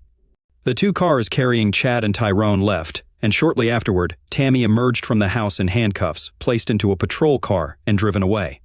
Police officers remained in the house, and I watched as they secured the front door with crime scene tape. I decided then that it was time for me to leave. I walked through the empty lot to the street behind, and then, keeping to the shadows, I walked the 10 blocks to a shopping center with a McDonald's restaurant. I realized that I looked pretty messed up, with bloody bandages on my wrists and ankles and a black and blue goose egg on my forehead. But I needed to get off the street for a while. I had just enough change in my pocket to buy a large cup of coffee. When I walked into the restaurant, I expected everyone to stare at me, but as it turns out, I fit right in with the crowd in that particular McDonald's. There must have been 15 street people in there, either eating a burger or drinking coffee. No one paid any attention to me as I sat in a corner and drank my coffee. As I thought about what I had instigated, I couldn't help but smile. The image of Tammy, Chad, and Tyrone being questioned by the police almost made me laugh out loud. The police would be asking them what they did with my body, and of course they couldn't answer that question. Anything they did say would be assumed to be lies. The one problem I still had was how to reappear and not be accused of intentionally misleading the police. By the time I finished my coffee, I had an idea that I thought would work. When I took my empty coffee cup up to the counter to ask for a refill, the manager came over and told me he would refill my cup if I would then leave the restaurant. I accepted his offer. With a fresh cup of coffee in hand, I started off on the 20-block walk to a park I was familiar with, ducking behind trees and shrubs whenever I saw a car coming. Considering the difficulty I had walking on my injured ankle, it took me nearly an hour to walk to the park. Once there, I found a picnic table in a dark corner and sat there until 3 in the morning. At that time, I removed my bandages and threw them in the trash. Then I moved to the far side of the park and lay down in the grass next to a jogging trail. Despite the pain in my wrists and ankles, especially my right ankle, I was able to sleep on and off until the sun began to come up. I lay as still as I could, hoping that I might even fall asleep again as I waited for what I knew was going to happen. The park I was in was a favorite for joggers and people walking their dogs in the morning. I knew that I would soon be discovered by one of them. I was right, and within a half hour, I was in the back of an ambulance headed for the hospital. I had left my wallet on the bedside table in the guest room at home, so I had no identification when I got to the hospital. For some reason, I wasn't coherent when the doctors in the emergency room tried to find out who I was and what happened to me. I also had a hard time staying awake. I ensured that my charade didn't conclude prematurely, and it wasn't until almost noon that the police arrived. Pretending to be asleep until nearly, I then prepared myself to talk. I had rehearsed what I would say and how I would respond to questions to avoid straying too far from the truth. The plainclothes officer, Detective Munson, approached and inquired if I was Mr. George Grant. Confirming my identity, I agreed to answer his questions, but expressed uncertainty about how much help I could be, emphasizing my lack of memory about the events. Detective Munson explained that I was found in a park by a man walking his dog around 6 that morning, and encouraged me to share what I did remember. I recounted returning home from a trip to San Diego the previous night, arriving a day earlier than planned. Upon entering the house, I discovered my wife talking to my best friend, Chad Williams. When I questioned them, someone grabbed me from behind, making it difficult for me to breathe as my wife Tammy began yelling at me. I struggled to concentrate on her words due to my breathing difficulties. I believe they must have befuddled me because the next thing I recall is waking up in our guest bedroom tied to the bed. I noticed bleeding where they had tied my wrists and ankles, and I was starting to lose sensation in my hands and feet. Despite my attempts to free myself, I ended up causing more damage to my wrists and ankles. It was during this time that I noticed the television on, broadcasting from the master bedroom. Tammy was engaged in closeness activities with Chad and another man, a large individual I had never seen before. I thought I heard them discussing their plans for me after they finished with my wife. Although my thinking was still a bit unclear, it sounded like they were contemplating eliminating me. I believed they were assaulting Tammy, and that the intention was to eliminate both of us. That's when I successfully broke free from the wire used to tie me to the bed. Subsequently, I called emergency. Detective Munson inquired about why I dropped the phone during that call. I explained that I dropped it when I realized Tammy was a willing participant. It seemed like I heard her say something like, "Go take care of that idiot." Fearing for my safety, I decided to attempt an escape from the house. However, I don't remember anything after that, even though I obviously managed to get out. Detective Munson inquired if I recalled anyone hitting me, to which I responded that I didn't think so. But much of what happened was still a little hazy. Curious about my wife's perspective, I asked Munson what Tammy was saying about the incident. He relayed that she claimed to have found out about my alleged infidelity during my business trips and wanted to teach me a lesson. According to her, I wasn't supposed to be injured, and they planned to release me once she had sought her revenge. Intrigued, I asked if she mentioned where she got the idea that I cheated. Munson explained that she said Mr. Williams told her about it, referring to me as a stupid pig.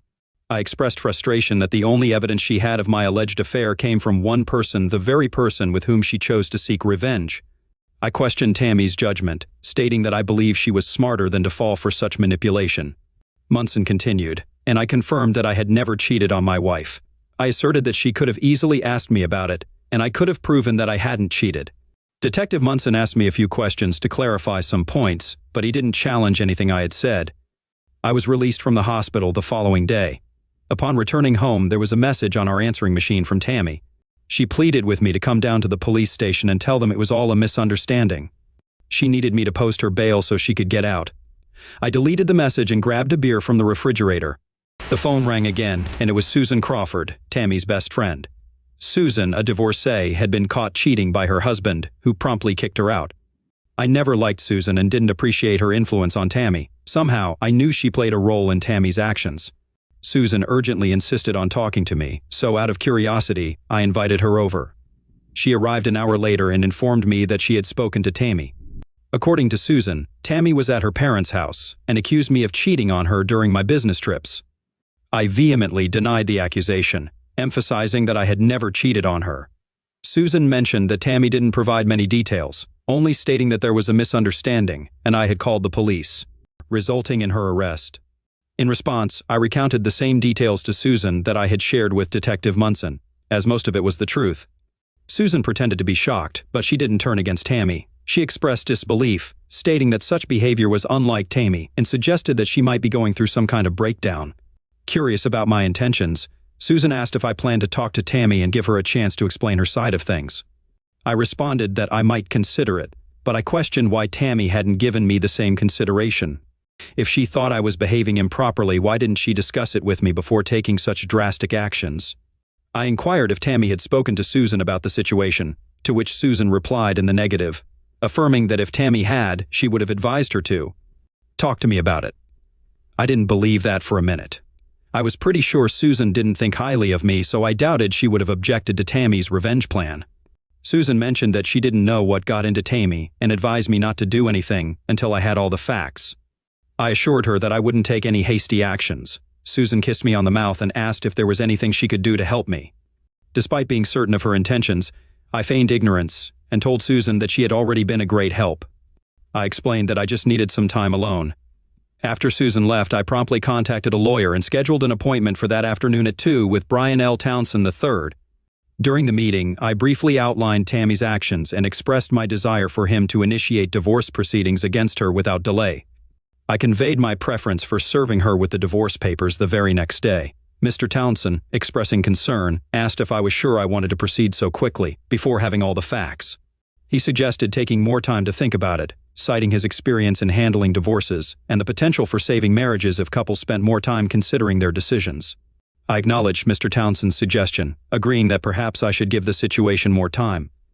Expressing satisfaction, he was glad that I was willing to consider waiting. I suggested postponing the service of divorce papers on Tammy to the day after tomorrow, deviating from my initial plan to serve them the next day. Mr. Townsend appeared a bit perplexed, questioning the change in timeline and expressing concerns about moving too fast. In response, I asserted that if he wasn't willing to act promptly on my behalf, I could easily find another lawyer who would. Mr. Townsend acquiesced, agreeing to have the papers served on my wife the day after tomorrow. I provided him with Tammy's location at her parents' house and her work address for the legal proceedings. Upon leaving his office, I felt numb except, of course, for my right ankle, which was still hurting like a son of a weapon. Right after leaving Mr. Townsend III's office, I went to the bank and closed all of our joint accounts and canceled our joint credit cards. Then I opened new accounts in my name only. I knew that eventually I would probably have to give her half of the money, but I was going to make her work for it. Over the next couple of weeks, Tammy attempted to contact me multiple times at both work and home, but I chose not to answer any of her calls.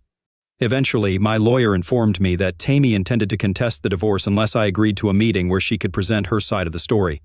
I informed Mr. Townsend III that I needed some time to consider this. After more than a month, I contacted Mr. Townsend III again to inquire if Tammy still insisted on a meeting before agreeing to the divorce. He expressed surprise at the delay and promised to check with her attorney. Later that day, Mr. Townsend III informed me that Tammy indeed still wanted a meeting. I provided instructions for Mr. Townsend III to convey to my wife. I told him to inform her that I would not agree to a face-to-face meeting. If she chose to contest the divorce, that was acceptable, but the proceedings would be put on hold until she was ready to agree to the divorce. During this period, we would remain legally married, but I would neither see nor speak to her. I emphasized the clarity of my stance, and Mr. Townsend III assured me that he would communicate my response to Tammy. The next day, I visited Chad's wife, Beverly. She invited me inside and offered a drink.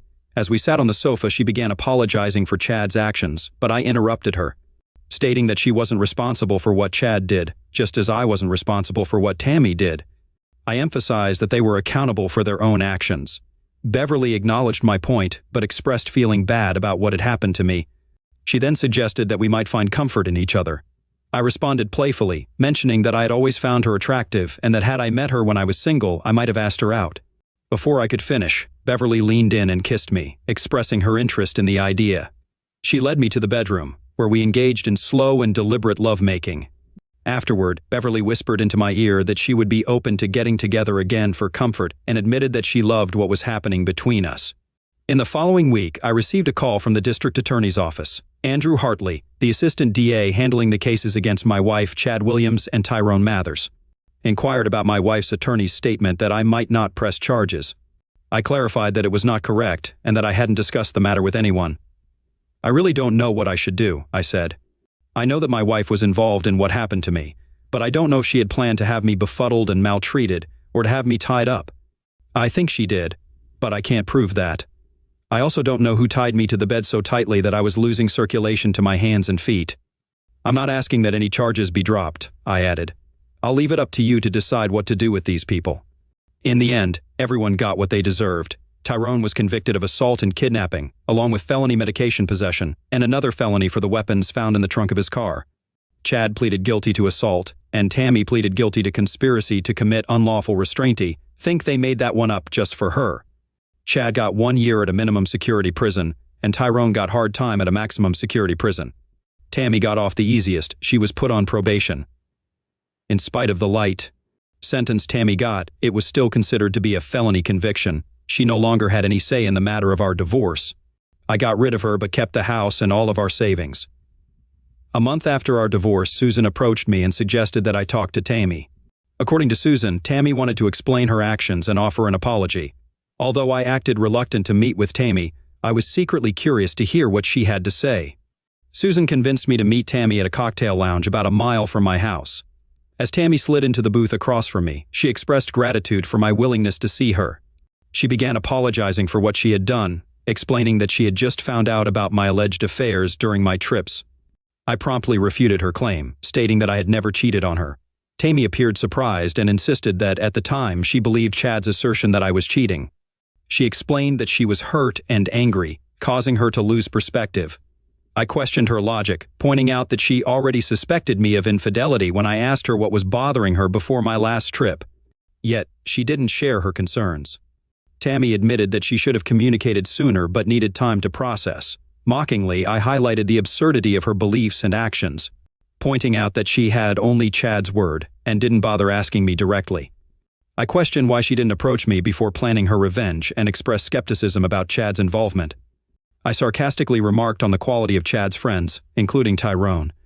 I discovered that Chad associated with medication dealers, which was unknown to me. I inquired about how Tammy allowed herself to be in closeness with Tyrone under Chad's influence. Tammy blushed and turned away, admitting that she had slept with Chad the night before my return. She explained that involving Tyrone was meant to add insult to injury. Curious about the expected outcome of her actions, I questioned if Tammy anticipated my forgiveness for what she had done. She responded by expressing her belief that the revenge plan would even the score and allow us to move on. My reaction was another fit of laughter. I pointed out that even if I had been cheating on her, she never caught me in the act. I acknowledged the potential pain she might have felt upon hearing about the alleged affair, but emphasized that she didn't have concrete evidence. You never saw me even talking with another woman, let alone being with one. Instead of confronting me about your suspicions, you decided to get revenge. Your plan was to stimulate me, tie me to the bed and make me watch you with two guys, one of whom used to be my best friend. This whole scenario was meant to humiliate me, and you thought it would make us even. Most wives would have had an affair if they wanted revenge. What you did went way beyond that, and even if I had cheated on you, I couldn't forgive you for what you did. Tammy dropped her head, sobbing. Please give me another chance. I love you. I've always loved you. You're the only man I've ever loved. I didn't mean to hurt you. What I did with Chad and Tyrone was just bed relationships that had nothing to do with love. Please, can't I do anything to make you love me again? I'll do anything if you'll just give me another chance. Tammy, with wide open eyes and tears streaming down her cheeks, pleaded with me. I couldn't bear to see her cry. Did you really mean it, Tammy? Did I mean what? She asked. Did you mean it when you said that you would do anything? I asked. Tammy tried to wipe away her tears. Yes, I meant every word of it. I'll do anything you want. I slid out of the booth, stood up, placed my hand on Tammy's shoulder, and bent down so my mouth was close to her ear, saying, "Drop dead." Tammy's head fell onto the table, and she continued crying. I could still hear her crying as I walked out the door. 7 months later, Beverly and I got married. I didn't expect it at all. I mean, how could I? Sitting there at the dinner table, enjoying the quiet after a long day, my 42-year-old wife, Sarah, looks me dead in the eye and tells me she's going out to dinner with a colleague. Yeah, I know what you're thinking. Dinner with a colleague sounds innocent enough, right? But let's not sugarcoat it. This wasn't just a friendly dinner. It was a date. A full-on, no-holds-barred date with some guy she works with. And she just threw it out there like it was nothing. Now let me backtrack a bit. Sarah and I got married when she was 22. Young, naive, and pregnant. We barely had a clue what we were doing, but we went through with it anyway, like so many young couples do. It's funny, looking back now, people in their 20s these days seem so much more put together than we ever were. But at the time, it felt like the right move. And it wasn't all bad. There were good years, especially at the start. After we tied the knot, I started investing. I'd always had a knack for numbers, and I built a business around it, turning my company into something successful. We became well off, more than comfortable, really. I gave Sarah and our family a life a lot of people would envy. But no amount of money could fix what came next. We had a son, our pride and joy. But he was born sick, real sick. And let me tell you, there's nothing worse than watching your child suffer and knowing that Despite all the money, all the doctors, all the treatments, you can't save him. That kind of helplessness stays with you, haunts you. Our son passed away after years of battling his illness. And Sarah, well, Sarah changed. She withdrew. I get it, grief does that to people. But she didn't just shut down, she shut me out. Completely. We were still married on paper, but emotionally, physically, we might as well have been strangers sharing the same space. I tried everything I could think of. Therapy, vacations, time off work, anything to get her back. But nothing worked. For years, she was like a ghost living in our house, unreachable. It took psychologists a long time to get her to open up even a little. Things improved after a while, but not by much. She wasn't the same, and I wasn't sure she'd ever be again. So, fast forward to that night at the dinner table. She drops the bombshell. She's going out with this guy, her colleague. She had the nerve to act like it was no big deal. He's just a friend, she said. He's been so supportive, and I just need someone to talk to. Yeah, right. I'm not stupid. This wasn't just about talking. Her morale was better, she said. Her energy was up, thanks to him. At that moment, I didn't know what to say. My brain just froze. I mean, how do you respond when your wife casually tells you she's going on a date with another man? I didn't want to explode. I didn't want to argue, so I just stood up and walked out of the kitchen. I didn't even grab my keys, my phone, nothing. I just walked, and she ran after me.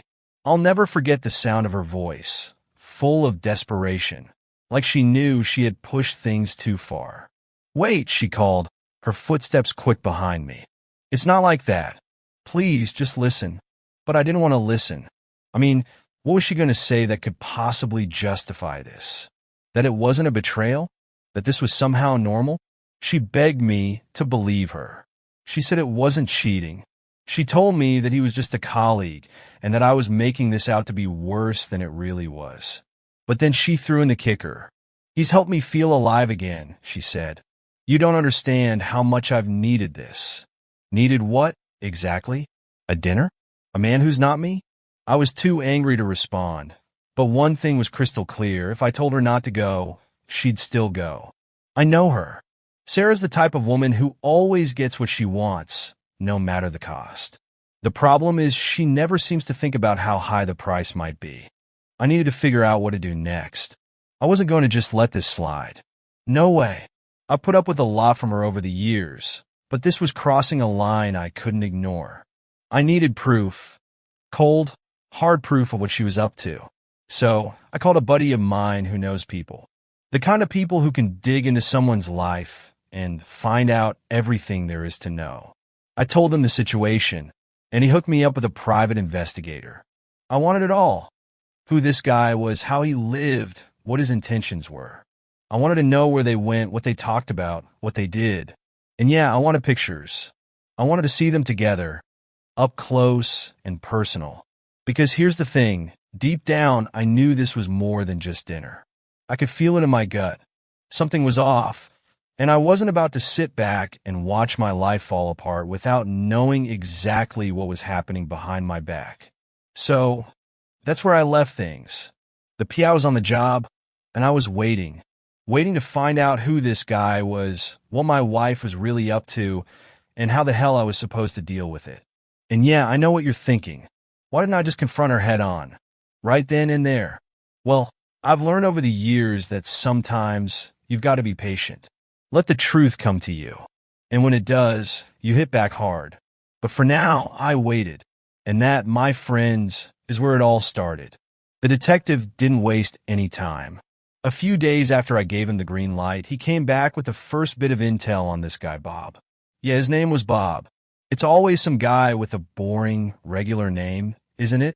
But don't let that fool you. Bob wasn't just some nobody. He had a family, 2 kids, a wife, a decent job. The guy lived in a nice house, one of those suburban McMansions with a white picket fence and probably a dog in the yard. The whole picture-perfect life. But you know what they say about appearances, right? Underneath that surface, people like Bob, they're all hiding something. And I was going to find out exactly what that was. The detective didn't just give me the basics either. He went deep. I got everything. Bob's home address, where his kids went to school, what his wife did for work, even what kind of car he drove. All of it laid out for me, like a dossier on the guy who apparently was so supportive of my wife that she felt the need to dress up and go out with him. I stared at his photo for a long time. The dude looked harmless enough, like some average middle-aged guy who'd rather be watching sports than sneaking around with another man's wife. But looks can be deceiving, and I wasn't taking any chances. I'm not stupid. I knew Sarah wasn't telling me the full story, and I wasn't about to sit around waiting for her to come clean. So I started planning. You see, when you've got the kind of money I do, you can make things happen. Big things. And I didn't care how much it cost. This was about my pride, about finding out the truth and getting my revenge. My next move? Well, it required a certain type of person, and I knew just who to talk to about that. I reached out to an old friend. This guy, let's call him Mike, had connections in all the right places, if you know what I mean. He owed me a few favors from way back, and when I told him what was going on, he didn't hesitate. He got in touch with someone almost immediately. This girl, well, let's just say she was exactly what I needed. She was young, 27, maybe 28 at most. Blonde, with legs for days and a face that would make any man do a double take. The kind of woman who could make someone like Bob forget all about his nice little family in the suburbs. When Mike showed me her picture, I didn't even have to think about it. I gave the go-ahead right away. She was perfect. And yeah, I know what you're thinking. You probably have a pretty good idea what this girl does for a living, but I'm not going to spell it out here. I know how Reddit works, and I'm not about to get this post flagged for inappropriate content. Let's just say she was very professional and leave it at that. With her on board, the plan was really coming together. But I wasn't going to stop at just setting Bob up. No, I wanted to cover all my bases. That's why I also put a guy on him, Mateo. This wasn't just about Sarah anymore. I wanted to know what Bob was doing when he wasn't with her, how he spent his time, who else he might be seeing. I needed a full picture, not just some half-assed snapshot of a single date. The private investigator was still digging up dirt, and I had the girl ready to make her move. I was confident that everything would play out just how I wanted. Bob would slip up, guys like him always do, and when he did, I'd be right there to catch him in the act, with all the evidence I needed. But then, out of nowhere, the whole thing nearly blew up in my face. It was the day before the supposed date with Bob when Sarah dropped a bomb on me. We were sitting in the kitchen, and I was playing it cool, acting like I wasn't planning her whole downfall behind the scenes. She looked up from her phone and casually said, "I've been thinking. I'm not going to meet Bob tomorrow after all." For a second, I couldn't even process what she was saying. She wasn't going? After all the effort I'd put into this? After I had everything set up to catch her and Bob red-handed? What the hell was going on? I forced myself to stay calm. "Oh," I asked, pretending to be nonchalant about it. "Why not?" She hesitated for a moment, then said, "I just changed my mind. I don't think it's appropriate. Instead, I'm going to meet up with a friend. We're going to grab dinner at that new restaurant downtown." I stared at her, my mind racing. Something about this didn't sit right with me. Sure, maybe she had changed her mind about Bob. Maybe she realized how fucked up it would be to actually go through with it. But something about the way she said it felt off. I couldn't shake the feeling that there was more going on here than she was letting on. And when Sarah said she was meeting a friend, I had to wonder if this friend was someone else entirely. Was it still Bob? Or was there another guy in the picture? I knew better than to push her on it, though. If I showed too much interest, she'd get suspicious. So I nodded and let her think I was okay with it. But deep down, I wasn't about to let her off the hook that easily. No, the plan was still on. I wasn't going to call off the private investigator or the girl just because Sarah had a sudden change of heart. Whatever she was doing, whether it was with Bob or not, I was going to find out. She could change the narrative all she wanted, but at this point, I had too much riding on the outcome. So, I sat back, pretending everything was fine, while behind the scenes, I set the wheels in motion. And believe me, I was going to catch her. One way or another, Sarah was going to slip up. And when she did, I'd be ready. My gut had been right all along. Sarah was still planning to go on that date with Bob. It didn't matter what she had told me in the kitchen. Her actions spoke louder than her words. The detective confirmed it for me when he sent over the latest update. She had booked a table for two at a nice restaurant, the kind of place we used to go to when things were good between us. But that wasn't the worst part. She also rented a hotel room. And not just any room, a room that cost $400 a night. The kind of room you don't just rent to talk. I knew what was going on. It didn't take a genius to figure it out. Dinner, drinks, and then a night in that expensive hotel with Bob. I could feel my blood boiling just thinking about it. But I had to stay focused. This wasn't the time to lose my cool. I had to act, and I had to act smart.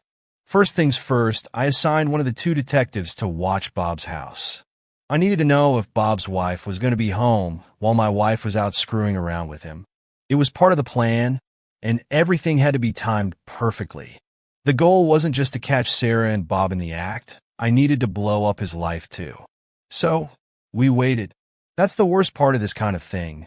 The waiting. Knowing what's happening, knowing what's about to go down, but having to sit on your hands and wait for the right moment to strike.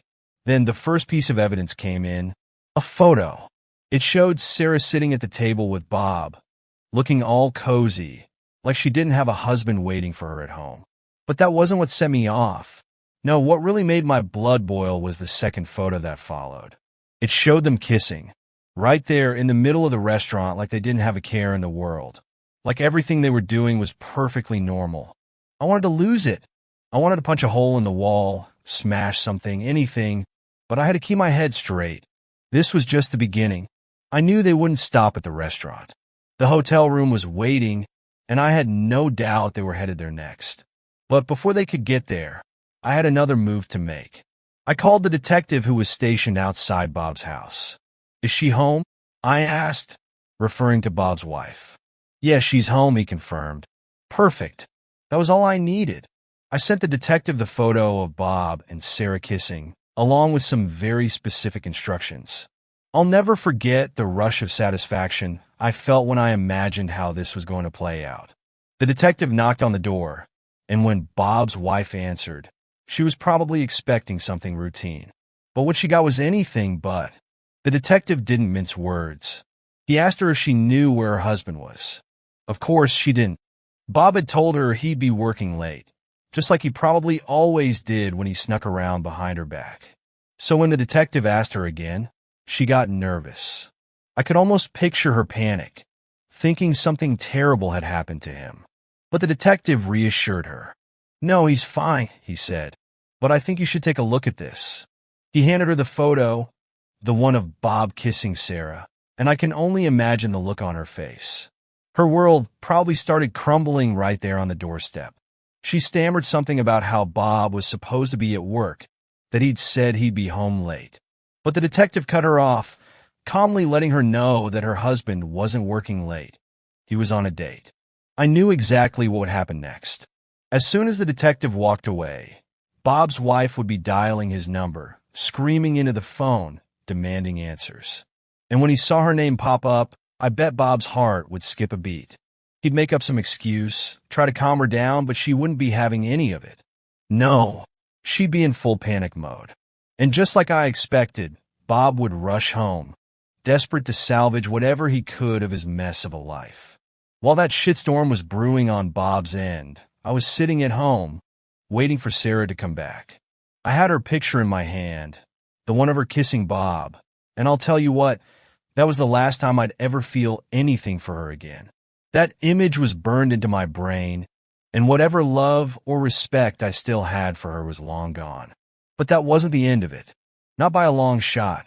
I had more up my sleeve. This wasn't just about catching her in the act or humiliating Bob. No, this was about completely dismantling everything. And while I sat there waiting for Sarah, I was already putting the finishing touches on the next part of my plan. You see, Sarah thought she was clever, thought she could pull this off without consequence. But she didn't realize who she was dealing with. I'd spent years building a business, making connections, learning how to take control of situations and turn them to my advantage. This was just another deal to me, another problem that needed to be solved. And when I was done, she and Bob were going to regret every decision that led them to that dinner table. The moment of revenge was finally within reach. I've been playing the long game, watching everything unfold, and now it was time to pull the trigger. Do you remember that blonde girl I mentioned? The one with the stunning looks. Perfect blonde hair, legs that didn't seem to quit, and a body that could make any man forget his own name? Well, if you didn't pick up on it before, let me make it clearer now. She wasn't just some random girl I met. No, she was the tool I needed to set the final piece of my plan in motion. You might have guessed what her profession was, but I'll keep it vague here for obvious reasons. When Sarah left for her date, the blonde was already at my house waiting. She looked even better in person, dressed in this sleek, tight dress that left little to the imagination. We sat down, shared a few glasses of wine. To be honest, I needed the wine more than she did. I was on edge, not from nerves exactly, but from the anticipation. The knowledge of what I was about to do weighed on me. It's not every day you plan to cheat on your wife, even if it's for revenge. But then again, was this even cheating? Could it be called that when she had already blown up our marriage with Bob? It didn't feel like betrayal, not on my part. This was payback. After a couple more glasses, we headed upstairs. Now let me make one thing clear. There was nothing romantic about what happened next. This wasn't passion. This wasn't love. It wasn't even lust, to be honest. It was just a transaction, something that needed to be done to close the loop on what Sarah had started. The blonde girl was good at what she did, but my mind was elsewhere the whole time. I wasn't thinking about her.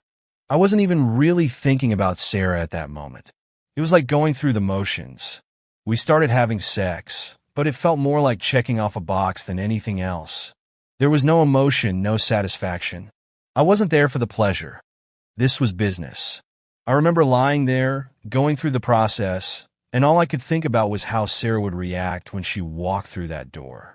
The shock on her face when she saw me in bed with another woman. That was what I was waiting for. That was the only part of this that mattered. And sure enough, right on schedule, the front door opened.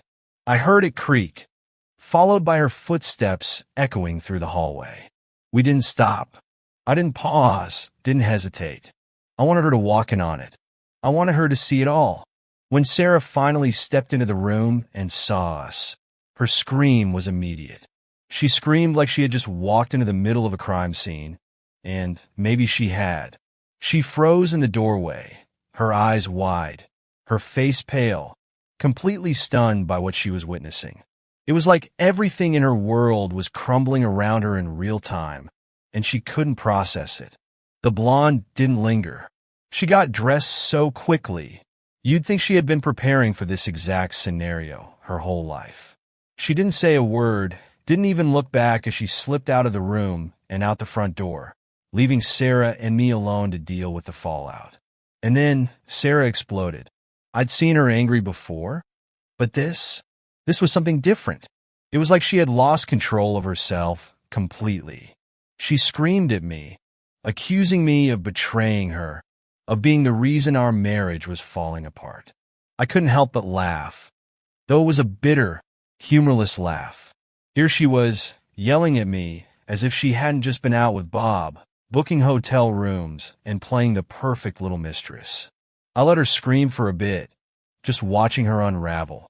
She was pacing back and forth, throwing her hands up, cursing me, calling me every name in the book. And I just stood there, waiting for her to run out of steam. When she finally paused to catch her breath, I pulled out my phone and showed her the photo, the one of her and Bob, mid-kiss in the restaurant.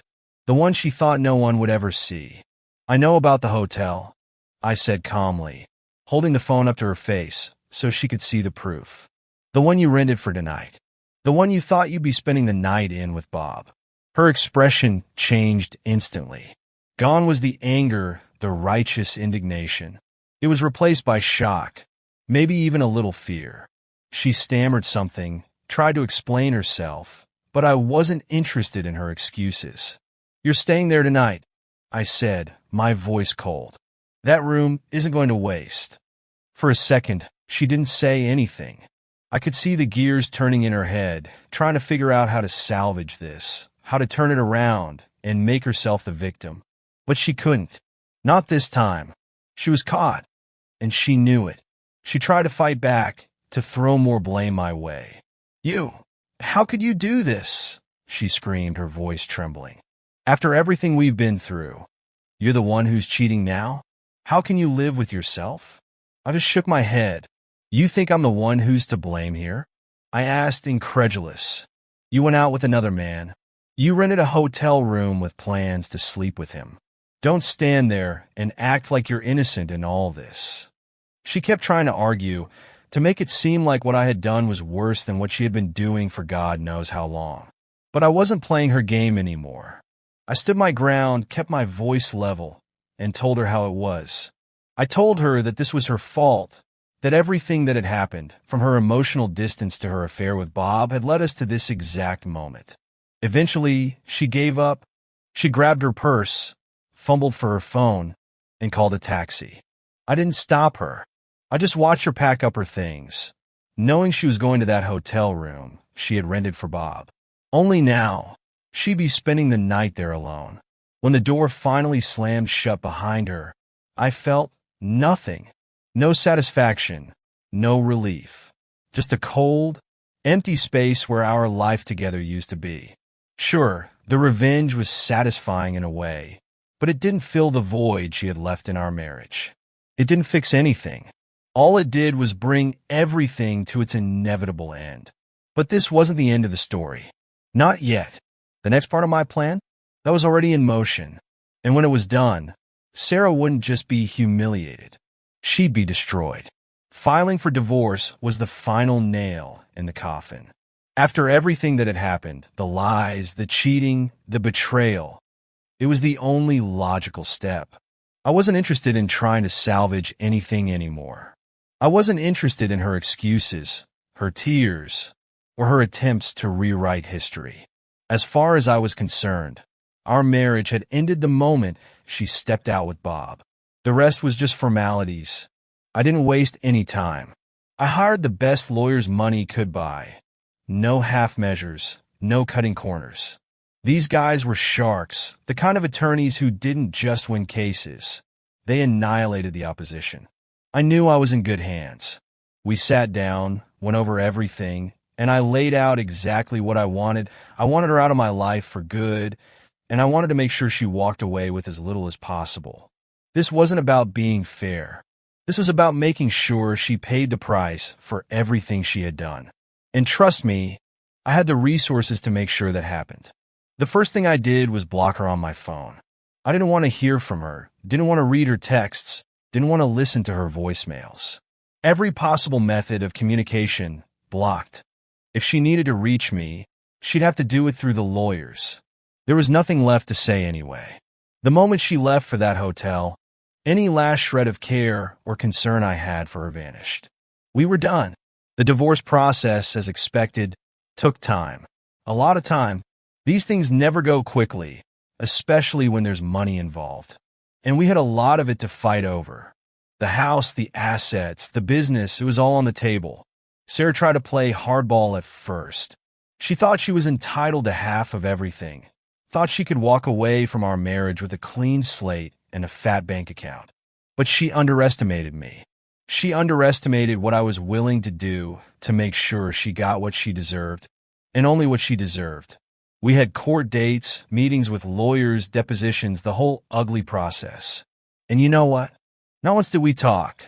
Every time we saw each other in the courtroom, we didn't say a word. We barely even looked at each other. I'd glance over and see her sitting there, trying to look composed, but I could tell she was cracking. She was unraveling under the pressure. This wasn't the Sarah I had married. This was a woman desperately trying to hold on to whatever she could, but she was slipping, and she knew it. My lawyers were relentless. They tore her apart in every negotiation, every hearing. They found every loophole, every clause in our prenup, every bit of financial evidence that worked in my favor. And, of course, the photos of her with Bob, those were the final blow. The evidence of her infidelity was ironclad. She couldn't deny it. She couldn't spin it. She was caught, and the court saw it for what it was, her fault. Her affair. Her destruction of our marriage. The process dragged on for months. At times, it felt like it would never end. But I was patient. I wasn't in a rush. Every day that passed, I knew we were getting closer to the end, and I knew I was winning. I could see it in her face, the way she carried herself, defeated, humiliated. She had gone from trying to fight me tooth and nail to barely showing up to the hearings. I think, deep down, she knew there was no way out for her. Not this time. And then, finally, after what felt like an eternity, the day came when it was all over. The judge handed down the final ruling, and it was exactly what I had hoped for. I walked away with nearly everything: the house, the business, the majority of our assets. Sarah? She was left with scraps. A small, meager settlement that wouldn't last her more than a few months. She tried to argue for more, tried to claim that she needed support, but the evidence was against her. The court sided with me on every major point. It was over. I'll never forget the look on her face when the final ruling was read. It was a mix of disbelief, anger, and something else. Maybe regret? I don't know. I didn't care. All I knew was that I had won. I had taken everything from her, just like she had tried to take everything from me. And she was left with almost nothing. As we left the courtroom that last day, I didn't say a word to her. There was nothing left to say. We were done, finally completely done. I didn't look back as I walked out the door, and I haven't looked back since. But the truth is, even with all of this behind me, there's no real satisfaction. Sure, I took almost everything from her.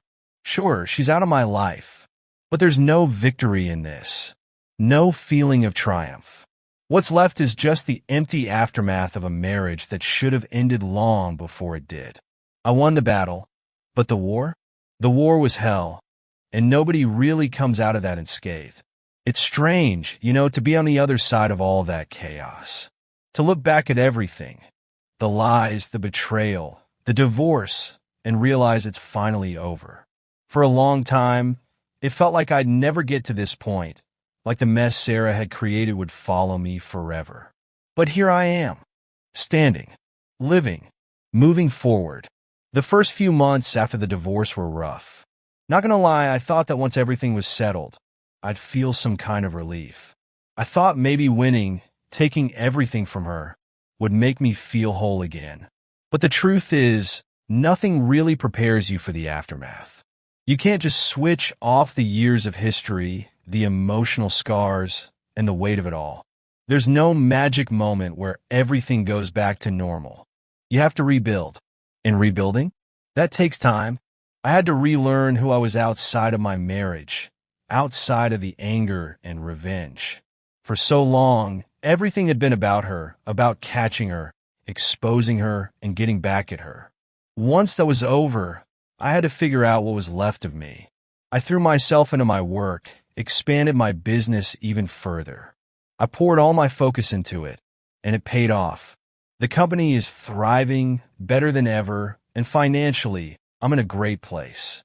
Money never solves all your problems, but I'll be honest, it makes things a hell of a lot easier when you're trying to rebuild your life. Therapy helped too.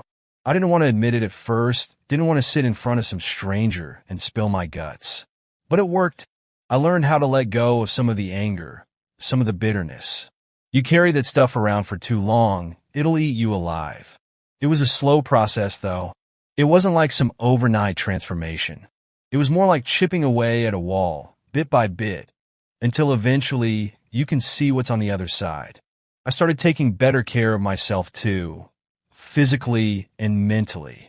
I got back into working out, eating better, and making time for the things I enjoy.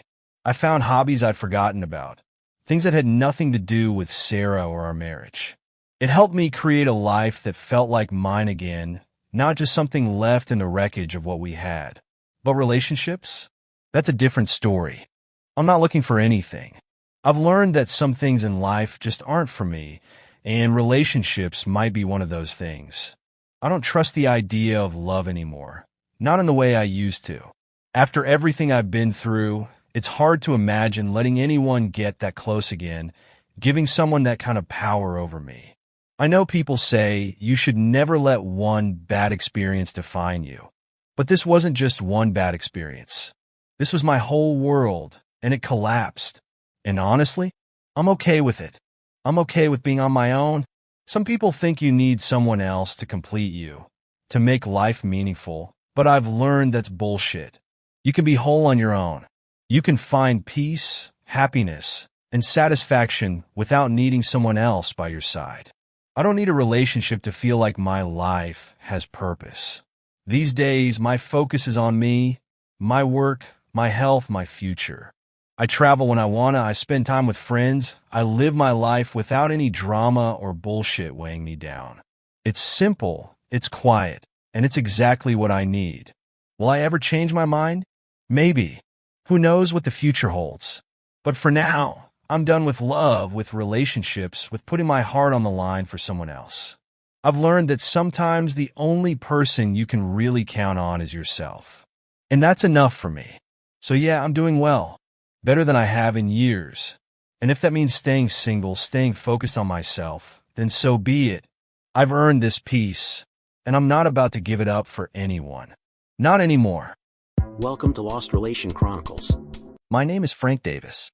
I met my wife, Lila, 2 years after enduring a bitter divorce. It was shortly after I'd completed a 4-year stint in the Marine Corps. My ex-wife had this charm about her, a way of melting butter with a smile, and these piercing gray eyes that seemed to see right through me. I trusted and loved her completely, and I'm still struggling to forgive myself for falling for such a manipulative, selfish woman. When I returned from Afghanistan, I discovered the truth that shattered my heart. While I was overseas, she had been entertaining multiple lovers, spending my hard-earned money on wild parties, bizarre clothes, and propping up her worthless sex buddies. That experience changed me, both for better and for worse. On the positive side, I came out less naive, no longer an easy target for deception. On the downside, the emotional wound healed, but it left a deep, ugly scar on my soul. It turned me into a suspicious, paranoid son of a bitch. Even with Lila, whom I love dearly, I've never been able to fully let my guard down. I want to trust her, but I notice the little lies she tells when the absolute truth feels inconvenient. Both of us had been married before, and I hope this time we grow old together. But my past makes it hard to shake off the fear, the lingering doubt. I've been stupid and trusting before, and it nearly destroyed me. Maybe one day I'll finally be able to sleep with both eyes closed. But for now, the scars keep one of them wide open. The more I loved Lila, the more paranoid I became. I knew that the greater the love, the more painful the hurt. She was putting me under pressure to start a family. I kept thinking that if the relationship went to hell, I'd be facing at least 18 years of child support. Nevertheless, I was just about ready to start a family and bury my past. It bothered me that the ghosts of yesterday had such negative impact on our marriage. It was time that I let it go and get on with my life. I wanted to believe that Lila deserved my trust. She didn't know that I had noticed that she was a little flirtatious. She never did anything outrageous, however. It didn't sit well with me. I decided to wait and see how things developed. I tried hard not to let her see my insecurities and showered her with as much attention and affection as I could. My military experiences had hardened me. I loved her enough to never expose her to the ruthless aspect of my personality. I showered her with affection and took her to plays, movies, dancing, and was always happy to make slow, passionate love to her. However, I started a secret investment account in the Cayman Islands from the beginning of our 4-year marriage. Every time I received a bonus, I had my boss pay them to me through one of our foreign subsidiaries directly in the Cayman account. The money never entered the U.S. and didn't exist as far as the tax department was concerned. I was very good at my job, and the account steadily grew. I hoped for the best and prepared for the worst. If things turned out well for us, we could use the funds for a summer home and maybe a cruise around the world. If not, she couldn't steal what she couldn't see, and I'd have enough funds to restart my life without the financial suffering I had once experienced. I don't think that Lila ever realized how emotionally damaged I really was. Early in the relationship, we had a conversation that went like this.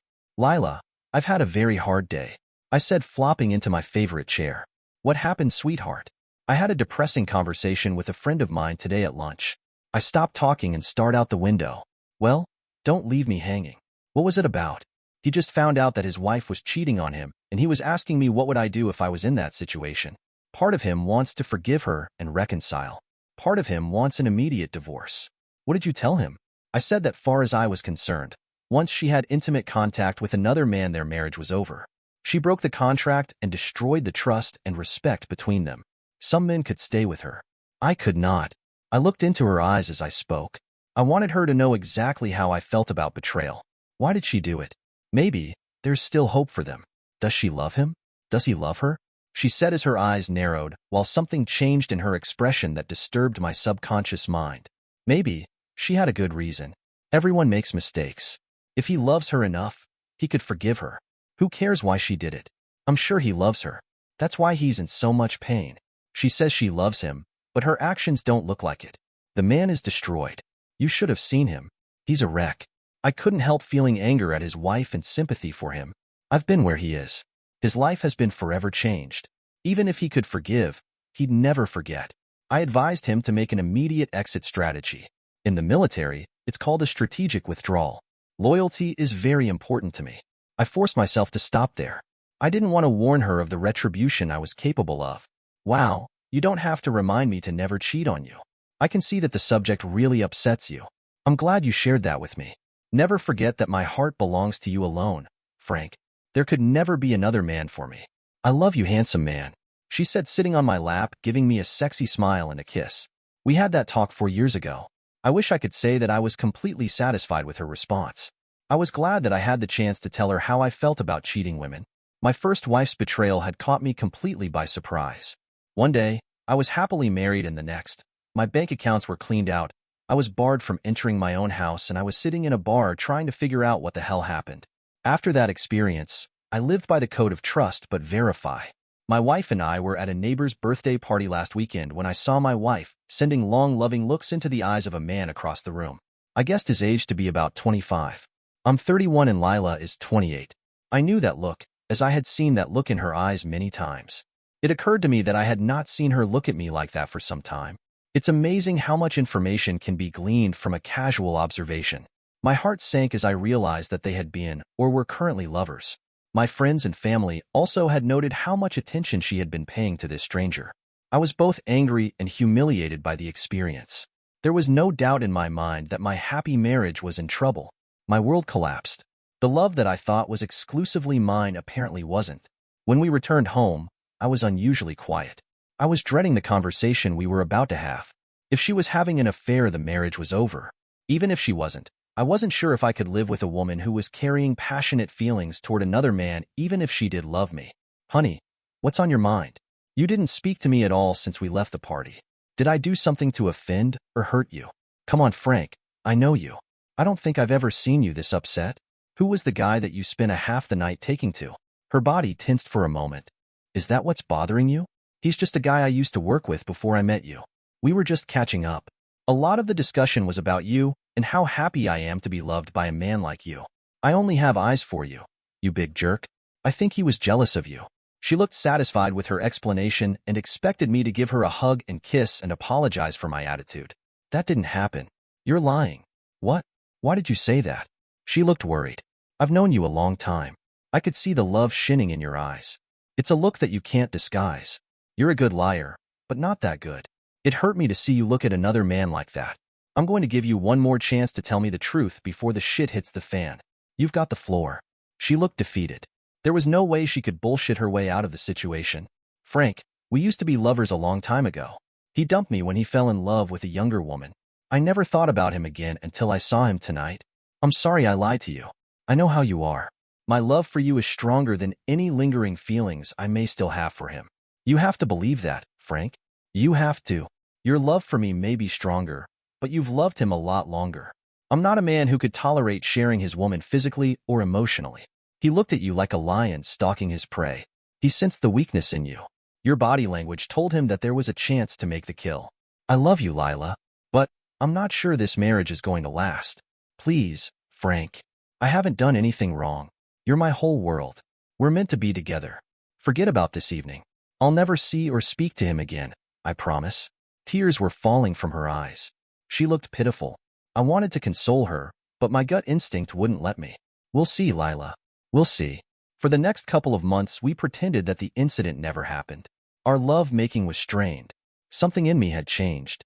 I tried to get over it, but the trust had been broken. Lila tried really hard to convince me that I was all she wanted. In fact, she tried too hard. She often seemed distracted and guarded.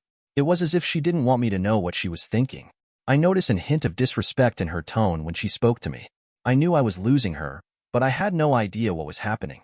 My instinct told me that her strange behavior had something to do with the man at the party. Her smile seemed forced, and she was having trouble looking me in the eyes. I steeled myself for what I sensed was about to happen.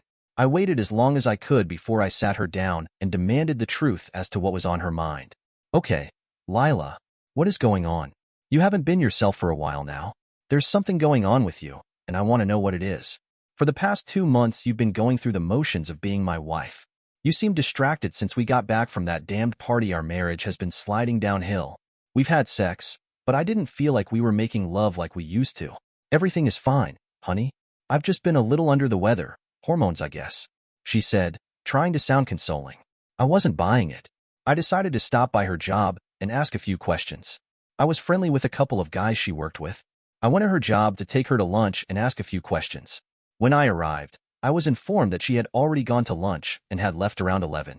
She could do that because as a supervisor, she had some privileges. She left about an hour ago, said Tom, one of the guys I knew. Does she leave early like that often? I asked, trying not to sound too concerned. About 2 or 3 times a week, I think. Does she go alone? My tone was now tense. He looked around and whispered. One time I saw a young blonde guy picks her up. I was looking out of the window when I saw them. I guess curiosity got the best of me. She gets back at 1 if you want to wait around. He looked me sympathetically. I'm sorry, buddy. No problem. Please do me a favor and don't tell her that was here. Thanks again. My worst nightmare had been realized. I had a pretty good idea who she was spending her lunchtime with and what she had been doing. I was going to drop the hammer down on her hard. I waited for the right time. 2 days later, she came home 2 hours late. She had been drinking and wanted to have sex as soon as she walked in. The whole situation felt strange. She was extremely aggressive. I had never seen her so charged up. That night, I had a troubled sleep. The next day at work, I couldn't concentrate. Lila's behavior had all of my alarm bells ringing. Then I realized what had happened. I became disgusted and angry. I knew the time to end the charade had come. That night as we sat at the dinner table, I said, whose idea was it for you to give me a sloppy seconds last night? It turned you on, didn't it, bitch? She looked at me with a sad look of guilt all over her face. Sloppy seconds? What are you talking about, Frank? You know damned well what I'm talking about. After the sex last night, I knew something wasn't right. You never acted the way you did yesterday. It took me a while to realize that you had just left the bed of another man and then had me. Your treachery turned you on, didn't it? How long have you been screwing around on me? Don't bother lying. I know more than you think I do. She couldn't look at me knowing she'd been caught and didn't want me to know the details. Not long, Frank. I'm sorry. I never meant to hurt you. Why? Why would you cheat on me? I've loved you from the day we met. I could always see our future in your eyes. I would have gladly taken a bullet for you. You've broken my heart and destroyed my respect for you. I hope it was worth it. The seconds was his idea, wasn't it? Her failure to answer was her answer. I went by your job the other day. You weren't there. I know you've been sneaking out with that blonde prick from the party, and it's been going on for a while. Is he a better man than me? Answer me. He started taking me to lunch. He sensed I was attracted to him and kept telling me how beautiful and sexy I am. After a while, I started craving his attention. He convinced me that I could keep my marriage and keep him as a lover. Once we went to a motel and made love, I was hooked. I couldn't stop. Being with him was exciting and different. I started feeling that he's everything you're not. He's like a drug. I tried to stop myself. I really did. That hurt. That really hurt. I'm going to see a lawyer tomorrow. You can have him and the house and half of everything in our accounts. It will take me a while to forgive myself for loving and trusting an unfaithful woman like you. You have a good job, so there'll be no alimony. You keep your pension, and I'll keep mine. Let's be thankful there are no children caught in this disaster. I know that you'll regret what you've done to destroy this marriage. He knows you're a cheater, and I guarantee he just sees you as a conquest that he doesn't respect. You left this marriage as soon as you were intimate with him. When you realize that your sex buddy is a piece of shit, you can't come back to me. We're finished. I'm going to try really hard to squeeze out the love in my heart for you starting now. Frank, could you forgive me and let me try to make it up to you? Please, I love you. I didn't mean what I said. I think I lost my mind for a while. I realize that now. Giving me his seconds was the ultimate insult. You're only sorry that you've been caught. You don't love me. You love my paycheck. You love my boring dependability, not me. If you hadn't been so stupid, you would have continued to get away with cucking me. If I took you back, I would lose all respect for myself. I do love you, Frank. You have to believe that. I can't live without you. You're my rock. You've always taken care of me. Well, not anymore. Without trust, we have nothing. From now on, you're on your own. Maybe you do love me in your way, and maybe you're just kidding yourself. It doesn't matter now. I don't have to believe a damn thing that comes out of your lying mouth. We're done. I hope you and lover boy are very happy together. I told you in the beginning of our relationship how I feel about betrayal. I hope that one day, I'll meet a woman who can appreciate a man like me. I fought back the tears that my pride wouldn't let me shed in front of her. I moved out the next day and filed for divorce. Lila tried repeatedly to get me to change my mind. I didn't want to hear it. The divorce was over in 3 months and Lila moved her unemployed boyfriend into my house. Several times, when I felt depression crushing me, I was tempted to take my 9mm and blow his brains out. In a moment of madness, I considered putting a bullet in her head also. Common sense prevailed and I choked back the anger and pain and went on with my life. When I received the final notice of divorce, I broke down and cried, expressing the grief that I had been avoiding. I was sitting in my apartment watching a football game when the tears started to fall. My anger was replaced by a deep sadness at the loss of my companion, who I would have gladly given my life for if necessary. For several months, I refused to socialize with my friends. I devoted myself to work and sat at home feeling sorry for myself. The fact that my ex moved her worthless lover into my house, who was sleeping in my bed, ate at my guts. Eventually, I forced myself to start going out to relieve the loneliness which was haunting me. I was sitting in a club one night, observing the crowd, when I saw my ex-wife's lover flirting with every pretty woman in the room. He saw me staring at him and recognized me. The prick smirked in my direction and grabbed the blonde he was dancing with. My face contorted and I started to get up when the bartender, who was my friend, put his hand on my shoulder. He said, "Think about it, son. He's not worth going to jail for, and your ex has no honor to defend. He didn't betray you. She did. Let it go, son. Let it go." After that, I decided to go on a singles cruise. I had the funds and vacation time, so why not? My best buddy told me that there would be plenty of available women. It was time for me to take my head out of my butt and put myself out there. I needed some female companionship to help soothe my battered ego. The cruise was a good idea. I slept with a different woman every night for a week. I started feeling better, but the empty loneliness in my heart was still there. I could only remember a few of their names.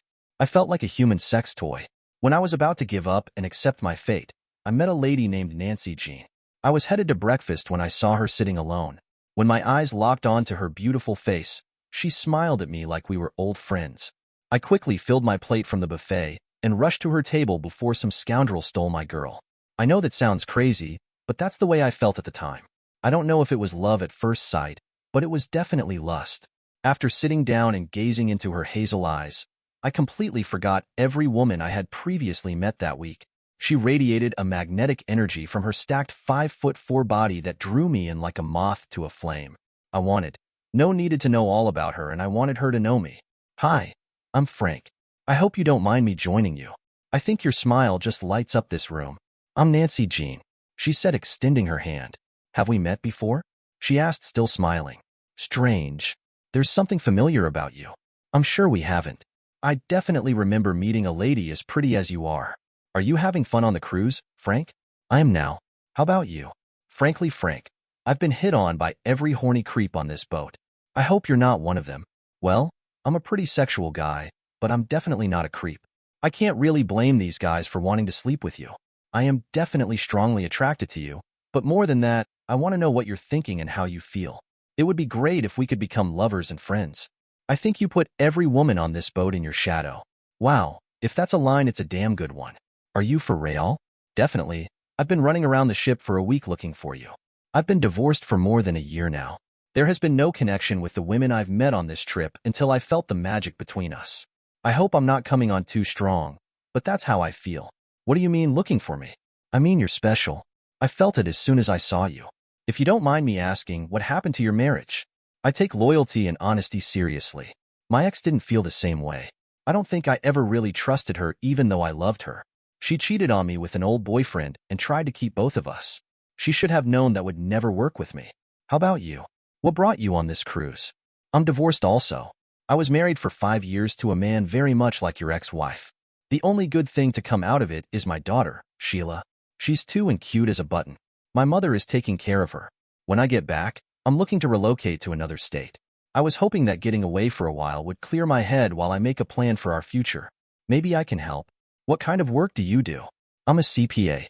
I like the company I work for, but like I said, I need to start fresh. I gave her my business card. I have some influence in the company I work for. Would you consider coming to Florida for an interview? I know we could find a place for an intelligent, talented lady like you. After that conversation, we spent the rest of the cruise spending every available moment together. I missed her those brief times that she was not with me. My body ached for her, but I wanted her to know that I was willing to get to know her and have her know me. There was no doubt in my mind that when we did make love, it would be worth the wait. I felt at peace in her presence. Just talking to her brought out the best in me. Nancy Jean and her daughter did come to Florida. When she came in for the interview, she was surprised to find out I would be the one responsible for hiring her. The first words out of my mouth were, "I've missed you. What took you so long?" "I've missed you too, Frank. More than you can imagine," she answered and flashed the smile I loved so much. We started dating and 3 months later we were engaged. I loved her and her precious daughter. She looked just like her mother. Her eyes were green with her mother's raven hair. After a few weeks, she started calling me Dada. I finally had the family I'd always dreamed of. One night after we had just finished a mind-bending love-making session, we were snuggling, trying to catch our breath, when my phone rang. It was Lila. "Frank, I'm sorry to bother you, but I need your advice." "What's the matter? Loverboy is not home again tonight?" "Oh, Frank, I made a big mistake when I cheated on you. I'm so sorry. He's drained my bank account, and he's never here. He convinced me to take a second mortgage on the house for some kind of investment, and the money has disappeared. I'm afraid that I'm going to lose the house.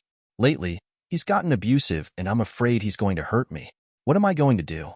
You were always good at dealing with problems." She started crying. I could feel no sympathy for her. At one time, her tears would have pained my soul, not anymore. "I can't believe you're calling me for advice," I said, my voice cold. "You sacrificed your marriage for that unemployed piece of trash and shattered my heart in the process. Did you honestly believe that boy could replace me, that he'd stick with you through better or worse? I can't help you. You made your bed, and now you'll have to lie in it. I told you before, you're on your own this time. You were right about one thing, though. He's everything I'm not. Goodbye, Lila." I hung up without waiting for a response and turned back to Nancy Jean. She smiled softly, her eyes full of understanding, and we pulled each other close. The phone call wasn't mentioned again. It didn't matter. She was mine, and I was hers. That was all that counted. We slept soundly that night, wrapped in each other's arms, leaving the ghosts of the past where they belonged. Dear listeners, please share your thoughts in the comments section below, and don't forget to like, share, and subscribe.